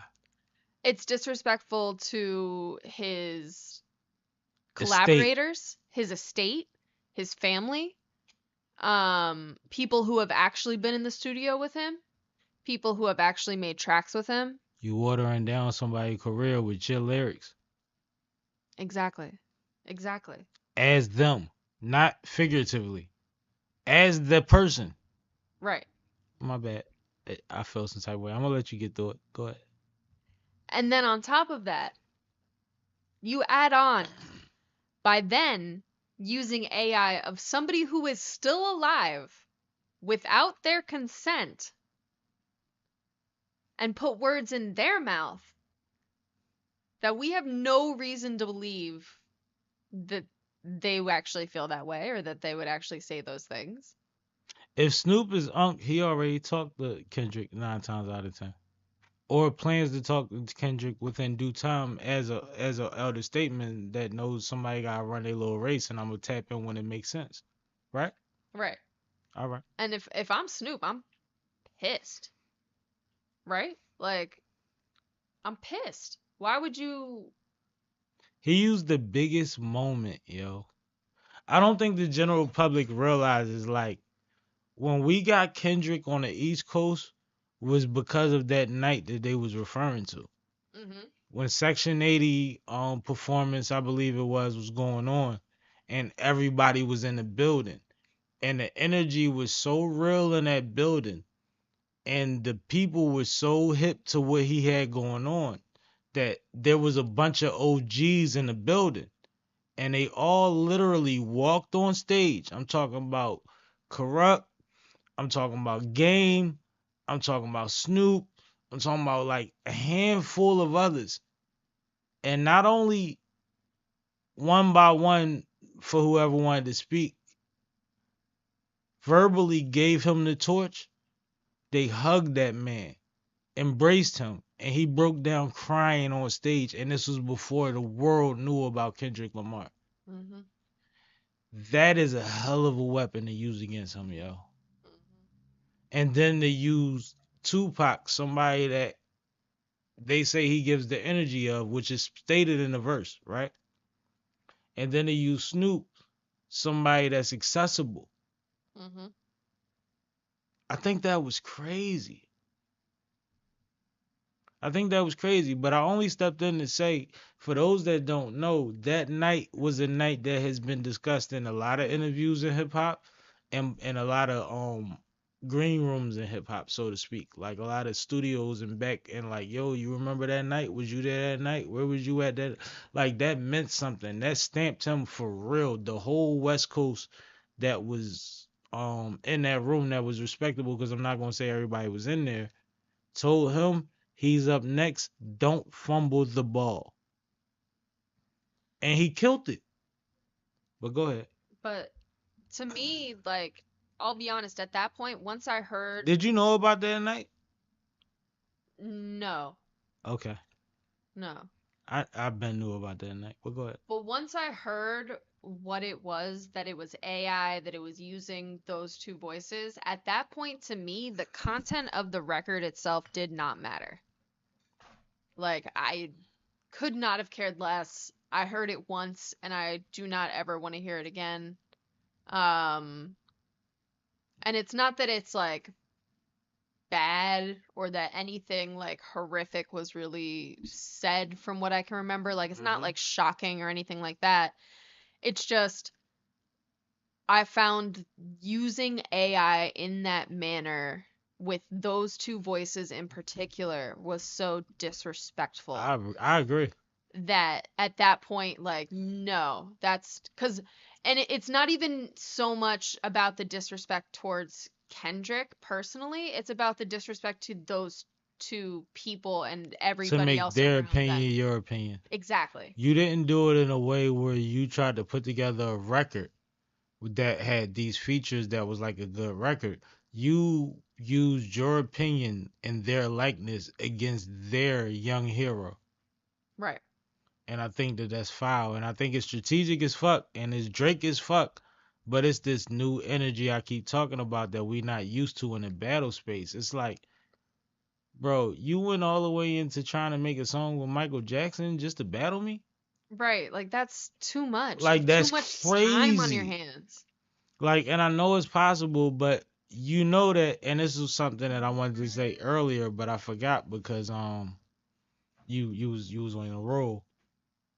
You know that Drake was the original industry plant that everybody was talking about, right? Right. You remember that, right? Yeah, absolutely. So and now you the one to usher in AI? Mm. That's scary. Mm. As big as you've gotten, as the one that, you know, your audience has fought against for so long, which you always need that. You always need a hive, right? To be like, yo, this not an industry plant. He really that. He really him. And then when the industry shifts, you the one to usher in the wave that we hate and put it a part of the biggest thing going on right now that can literally scan except for that record. Right. That's crazy when you really think about it. And I hope it's not that. I hope it's not that. That's scary. You ain't think about that? That's one way to cut out all the DSPs and copyright law altogether. You don't gotta drop everything. And like Charlamagne said earlier, his next record might not be a diss record. You gotta be careful with that, though. That could open you up to a lot of lawsuits. I don't know copyright law that deeply, but especially when it applies to AI, but I got to imagine that opens you up to a lot of liabilities. Dig this. Charlamagne said his next record, speaking of Drake, might not be a diss record. it might be a hit record with disses on it, which means he doesn't need that last one. He can make it disappear. It was a moment. DJs already have it. Let's be clear. No, it's around, but just like you know how Kanye manipulates his albums after the fact because now they digital. Yeah. You see where I'm going. Yeah. No, I got you. I don't want to talk too much because I don't want to predict too much and act like I know nobody business, but we know more than what people would assume. I got you. So yeah, but where we at now? Trying to make sure there was nothing else about. Damn, why we skipped the Offset altercation when we was talking about the shits? Well, we can go back to it now. Did you see what happened with that? No. All right. Go ahead. So there's this thing now in strip club culture where motherfuckers have what I call a rich nigga battle. So motherfuckers will order 30 bottles and just pour them out and see who can pour out the most bottles of the most expensive shit in the club. Like nobody's even drinking it. This is first of all, this is alcohol abuse. I'm not for it at all. But I've seen it. Abuse. Yes, like why are we just pouring out $20,000 worth of liquor? Like there's bitches, women, niggas in here that want to drink. Like what are we doing? But it's like I got this much money that I'll order $20,000 worth of shit and pour it out in front of you. So I've seen that before, and I've seen niggas just throw cash. Like a nigga throw a fucking flurry, and another nigga throw a flurry, and then somebody throw a fucking tornado. Like they start organizing it. Like I've seen it in real time, right? I've seen it to the point that I've seen grown men look like groupies. Like, should I grab it? Like it's just money everywhere. I should go on with extra 500 tonight at least. Like it get crazy, right? So Offset was in Starlets. Starlets is one of Joe Budden's spots, by the way, that he talk about all the time. And Starlets, that tells you the area, right? And I'm sure that Offset was there on a promo joint or, you know, living his life. And niggas started throwing money in his face. Not at the bitches. See the problem here? Oh, yeah. So he start throwing money back, and they start throwing money back, and he tsunami them niggas, and then he get fed up with it. You see what I'm saying? Let's pause right here. Let's rewind. 20, 30 years ago. Okay. P. Diddy, Shine, BMF, same club. Not that club, but in the same space. At the time that I'm talking about, the shit that Shine went to jail for. You know what the story was? What? Them BMF niggas was throwing money in Puff face. That's the story. Oh. Okay. So Offset's reaction was light. But it was also, why are we not supposed to be in certain spaces and all money not good money? Right? Mm-hmm. And imagine, and this is what's fucked up about being popular or rich. There's a situation where he's getting paid to be there, and maybe it was supposedly worth it. And there's a situation where maybe his folks just wanted to go enjoy themselves. Right. Either way, that's fucked up. Right? Yeah. Because there's always going to be a nigga, and I was watching NBA niggas tell stories earlier too. There's plenty of NBA stories of NBA niggas that been in spots. Like everybody has a story of being somewhere and just being like, oh shit. I'm 6'8", but it's 8'5'7" niggas surrounding me telling me, yo, that's my folk. What we doing? We seen what happened to Paul Pierce. Mm-hmm. You see what I'm saying? Mm-hmm. So it's like, oh man, I don't know. But what I'm saying, do you understand what I'm saying? Yeah. Nigga was throwing money at him. So what was the actual altercation? All you said was it was late. They was throwing money back and forth. Offset rushed their section. Cause their sections was or wherever they was throwing money was right across from each other. Like they was face to face, like Okay. little space in the middle. Offset had initially threw some money. They threw some money. It got crazy. Offset went and drew and like threw a bunch of money from what I seen. And then they did something and Offset just ran across the middle and a grab went at them. And then niggas snatched Offset back out the situation. Okay. So it didn't get how it could have got. Gotcha. And we know how it can get. And there's tweets and stuff about it, and there's situations about how it supposedly ended, but it didn't end with nobody on the news or Offset it on TMZ video with he was at a strip club and somebody got shot last night. It didn't end like that. Good. But niggas be on it like that. Like when you in somebody's hood and the chick they admire is on your heels, this happens from speakeasies to strip clubs to stadiums. It can get bad for you, yo. It can get bad. It's corny. Wars have started over women.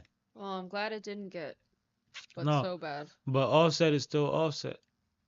We always know he quick to pop. That's not nothing new. Sixers update 55-53. Sixers are up. 2. Damn, it was up 10 when I came from the bathroom. Yeah. It's the third quarter with 10 minutes left. I think they be all right. Where we at next? Jill Scott. Hold up, let me see something real quick. I just ignored the text message because we was getting busy. Leaving Las Margaritas. What the fuck that mean to me? Let me see something real quick. Okay. Do you want me to keep going? Nah, I'm putting it on speaker. I'm sorry. You know what I'm saying? Yo, I'm live. I need to hear about the battle. What battle? The last one I had? Nigga, yesterday, nigga. Or 2 days ago. Yeah, yesterday it wasn't a battle, so you talking about? We can talk about that too, nigga. Yeah. No, the battle was cool. Boss Day. I mean, not Boss Day. So I'm tripping. That's my next op. You on the way. Imperfect. I went first. Who was the league? Where we was at? All that. Get a fluff first. Yeah, I'm sorry. First of all, shout out to Sipping with Sammy's podcast, man. Shout out to K. You know what I mean? On production. You know what I'm saying? So, yeah. And then shout out to Wifey too, cause she getting mad cause we. Hey, lady. I appreciate you. I'm sorry. I needed him real quick. We gonna get this done quick. Okay, thank you. I appreciate you, baby. Don't call my girl baby, bro. Well, I mean, I'm in front of my. Don't do that. Don't do that. I knew that was coming. Pull up on the live. I'll pull up right now, bro. Yo, welcome. You're all welcome. I got beverage. What we doing? I'm pulling up to wrinkle your shirt, dog. It's like, no. Listen, so anyway, I got there. Bunch of people battled no show. There was a bunch of people that was supposed to battle that didn't come. So the way they set it up, it kind of got pushed up a little bit, but it was like still around the time I was supposed to battle.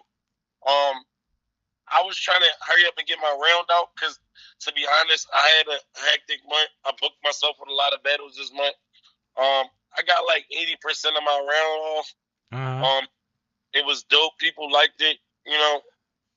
And then he went, and I know I had a lot of reactions, but he had like a somber round until like maybe the last 30% of his round where he had like one good reaction and he tried to drag it out a little bit. Me and him start doing a little bit of back and forth. So I was like, you had one bar, you know. He's like, you ain't had none. And I was like, man, calm down, just rap. He tried to use the energy, you know, to hype himself up or whatever. But you know, it was all love, you know what I'm saying? After the battle, I think I still won because after the battle, he bought an eighth and he didn't have all the money. But anyway, that's neither here nor there. Wow. What, nigga? Hey, yo. And it was in front of his girl. Like, you had to buy. Oh, my God. Man. She ain't have it? and you ain't have all the She a bum too? No, listen. Shout out to Imperfect, man. He had a He's not perfect. He's imperfect. He's definitely imperfect. But I think even though I had a little turbulence, I think I still won. Based on what people told me, not myself, because I'm a harsh critic on myself, and you can hear it in my voice now. I'm paying for the little obstacle course of battling I put myself through this month, but I think it's gonna work good for me in the latter months. I'm gonna grind you the fuck up when we get off air. But tell us what happened last night. Yeah, so last night I went to. And I was supposed to be there too. I'm gonna tell you how I fucked that up, but go ahead. Yeah, last night I got a chance to basically mob out with one of my homies from a long time. Me and my guy OT the Real been locked in since like 2013, 14. I ain't always been around him all the time and up under his vision or nothing like that. But we locked in, and he told me I could come out to the show with him. Backstage, enter, all that type of shit. It was the Benny the Butcher, Everybody Can't Go tour date for Philadelphia, which was at the TLA. It was super dope, from the door. As soon as we got there, they put us in a nice little dressing room, had my boy set up good, whatever inebriation you want was in there, all types of artists and networking going on in the back with BSF. Shout out to their whole label. Like, they really got a nice situation going on with their whole label, man. It's real dope. It's a lot of genuine cats, and everybody just coming through, doing their thing, networking. Shout out to Bodie James. He was on the moniker as well with Benny on the tour, and I got a chance to meet his son. He got a 12-year-old son that lived on tour with him, bro. Like, this guy. Shout out to 2AT Boj. He actually performed on the tour. Like, you know what I'm saying? Crazy. And he was in there with like $10,000 sneaks on and living like a grown up. So it was fun, man. It was rock star shit. You say he was. They say he was 12. You hear me? Yeah, I'm with you. I thought you said how old. No, I said Yeah. But shout out to my boy OT, man. He put on a crazy performance. Had the crowd going crazy. He had Philly turned up. He's supposed to be on the Boston date for that tour and a New York date. Actually, they're coming up in like a couple days, not even a week apart. So, yeah, shout out to my brother for that, man. And we just mobbed out, had fun. And after that, we were supposed to go to the studio and work with Bodie. But Bodie ain't never make it to the studio. So I was out till like 4 a.m. last night. So look, this is the twist, right? You gotta diss somebody. Is this a hypothetical situation or not? No, like everybody dissing people. Who we dissing? Oh yeah. I actually supposed we to. We need to make a record. We gotta diss somebody, man. We gotta get an algorithm.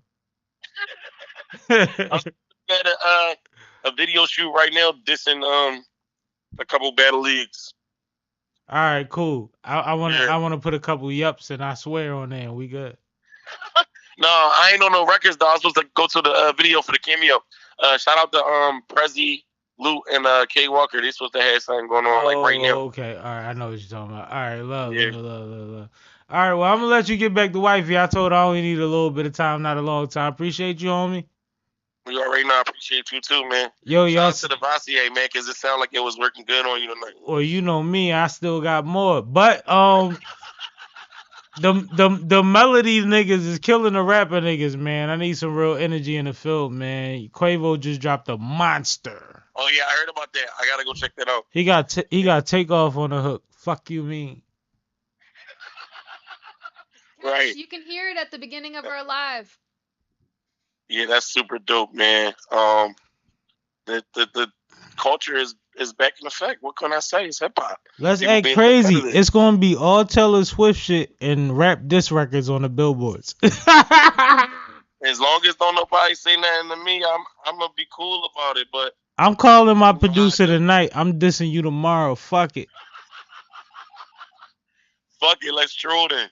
No, we ain't doing that. We gotta wait to do that. We need more time to do that. Well, they gotta know we really fuck with each other before we do that one. No, shout out to Sammy, man. I got a record. Me and Sammy got a record about to drop real soon, man. I'm waiting to see how I'm gonna fit it into the trajectory. I don't want to just throw it out there. But me and Cuz got a banger. We're gonna let go with y'all real soon. Oh, when you heard about this, the crazy shit with the fellas, DC shit and all of that. Did y'all talk about that? Nah, we ain't get there yet, but we about to get into it. You want to stay online or you tapping out? What you doing? Trouble, man. I'm tapping out. All right, I cool. appreciate you though for always keeping me in the loop, brother. You already know. Well, I mean, you know what I'm saying? Give me my percentage and we be all right. All right, my nigga. K, what I do? Oh man. I'm gonna do it for me if you ain't. You know what I'm saying? Good job, Sam. That's my guy, man. That's my geyser. Where we at now? He just introduced the next joint. What was he talking about? He said, damn, it's not up there. Yeah, I didn't think it was a topic I had. That's crazy. It was on the topics, but I guess we ain't pick it. It's cool. Let's go on to Jill Scott support. Okay, Did you check in on that? I did. So Right. I just did a lot. Give me a little bit. I'm just gonna blow it up so I can read it all to you. Mm-hmm. Jill Scott was on X or Twitter or whatever you want to call it, and said, Chris Brown is amazing. How does anybody sing like that? Dance, look, act, and rap like that? Beyond gifted, it appears exceptional people have to go through exceptional fire. There's nothing to debate. And then somebody replied, I think the woman he abused would disagree. Which one? Because Rihanna ain't on your side. But go ahead. And so Jill Scott replied, I doubt it. My mother's ex-husband was a mean, violent human, and he could lay foundation better than anyone in my city. My city, too, is what she's talking about. What he did with cement was awe-inspiring. We got away, he got a raise, and praise for his ability. God dealt with the rest. And you don't even know what that means. When she said God dealt with the rest, she talked about his strong suit. And then she said God dealt with the rest. So there might be ways that he had to deal with his own demons. It's not up to you. My God. Look what I'm talking about. It's not up to you. Like, this is what happens in relationships a lot of times, right? Mm-hmm. People think like, yo, you did me dirty. It's my job to burn you to the ground. Well, at the expense of yourself? Right, for what? You turn into a private investigator and then risk time in jail for your revenge? That's a lot of energy, yo. You don't even get paid for that shit.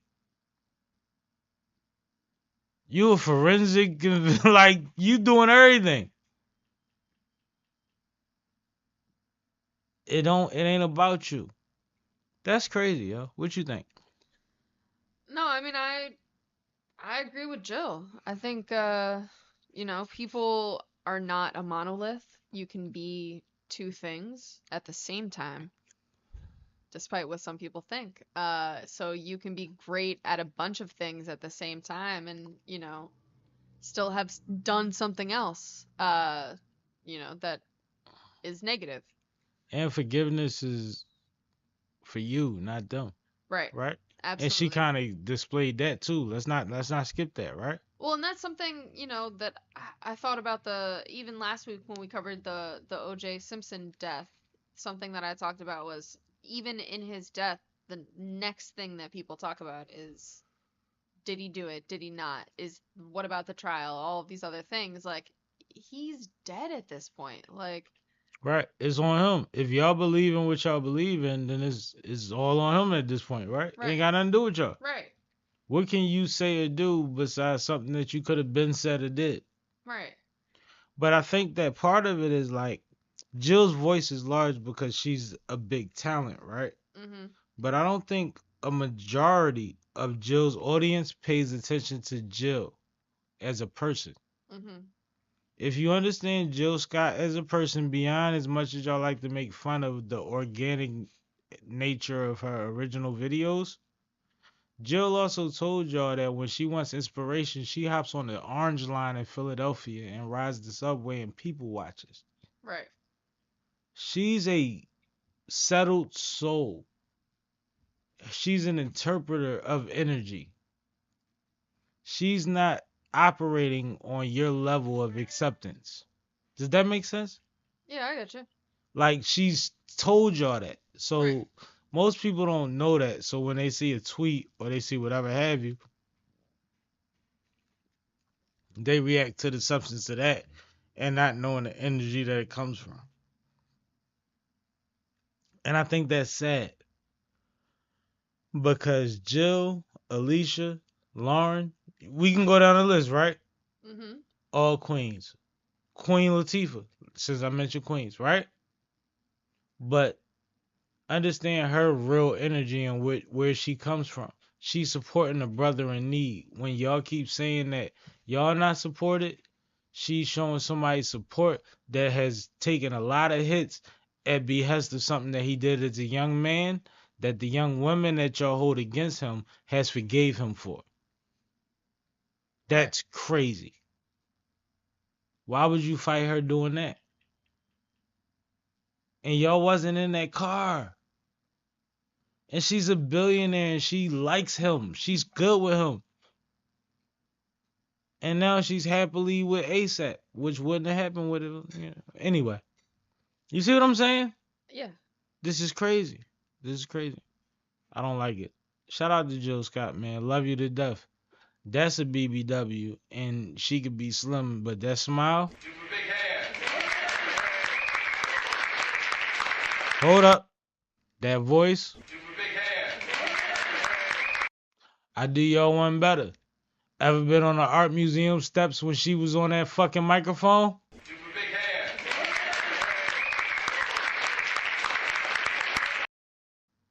Watch the fucking block party Okay. Okay. when her and Erica Badu was up there. All right, I'm done. I'm done. Okay. I'm done. No, I love Jill. I love Jill. I love Jill.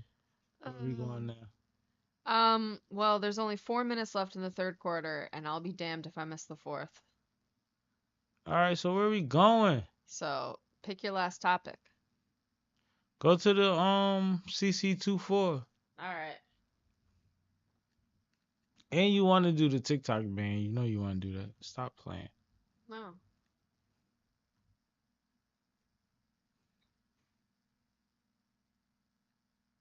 So, Caitlin Clark.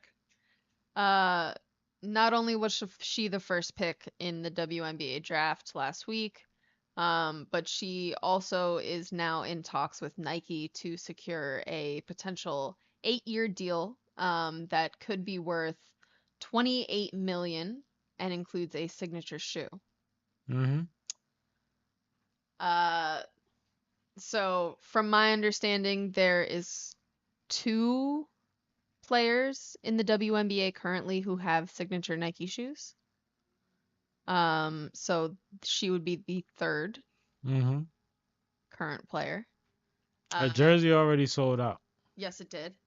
And I mean, realistically for Nike, this is a huge marketing win. They know that anything that says Caitlin Clark is going to sell. Why not give her her own shoe? Nike, recently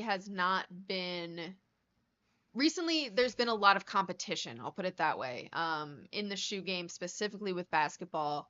Puma's entered the game now.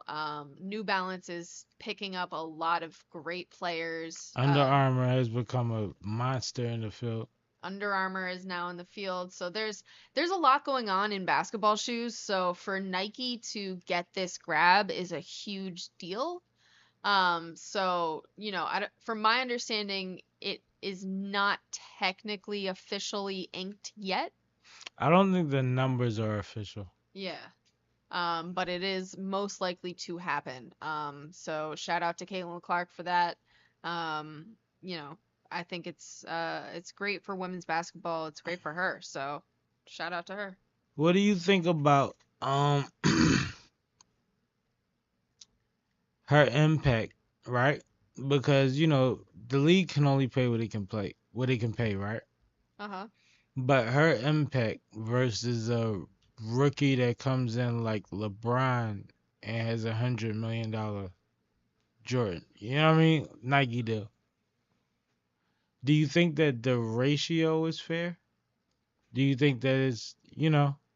I think that's tough to say, right? I think Proof of concept. yeah, I think that you need to see the numbers behind. We've never seen a star like Female. Caitlin Clark Mhm. per se, who's really captured a lot of people and brought them into watching women's basketball in a way that they didn't before, especially like at the NCAA level. So it remains to be seen how she will translate to the WNBA for starters, Mhm. and Nike is taking somewhat of a risk there to bet on her that it will translate. They always do. And on top of that, you know, I think that this might be they're calling it a historic deal because it's probably the biggest shoe deal that Nike has given to a female basketball player. So why my homegirl ain't got a sneaker yet? There could be, you know, a plethora of reasons, and those are all hers to choose whether she discusses or not. Nah, but I think it's coming soon. I think it's been enough noise made over the Caitlin Clark shoe that Asia get one. So Maybe Asia's been talking to Puma. whole nother conversation because you heard what LaMelo and them pop said. LeVar. All right, we out of here, man. Hey, We about to watch the rest of this game. That's That what we part. doing. that part. Get down on the ground. This is Sipping with Sammy. I am Mr. Flash and only the one and only Sipping with Sammy. Sam Malone, Barstool Rug. If you ain't sipping with Sammy, you ain't sipping right. Please get your fucking life together. Move the fuck out. Get out of our fucking city. You ain't even fucking born here.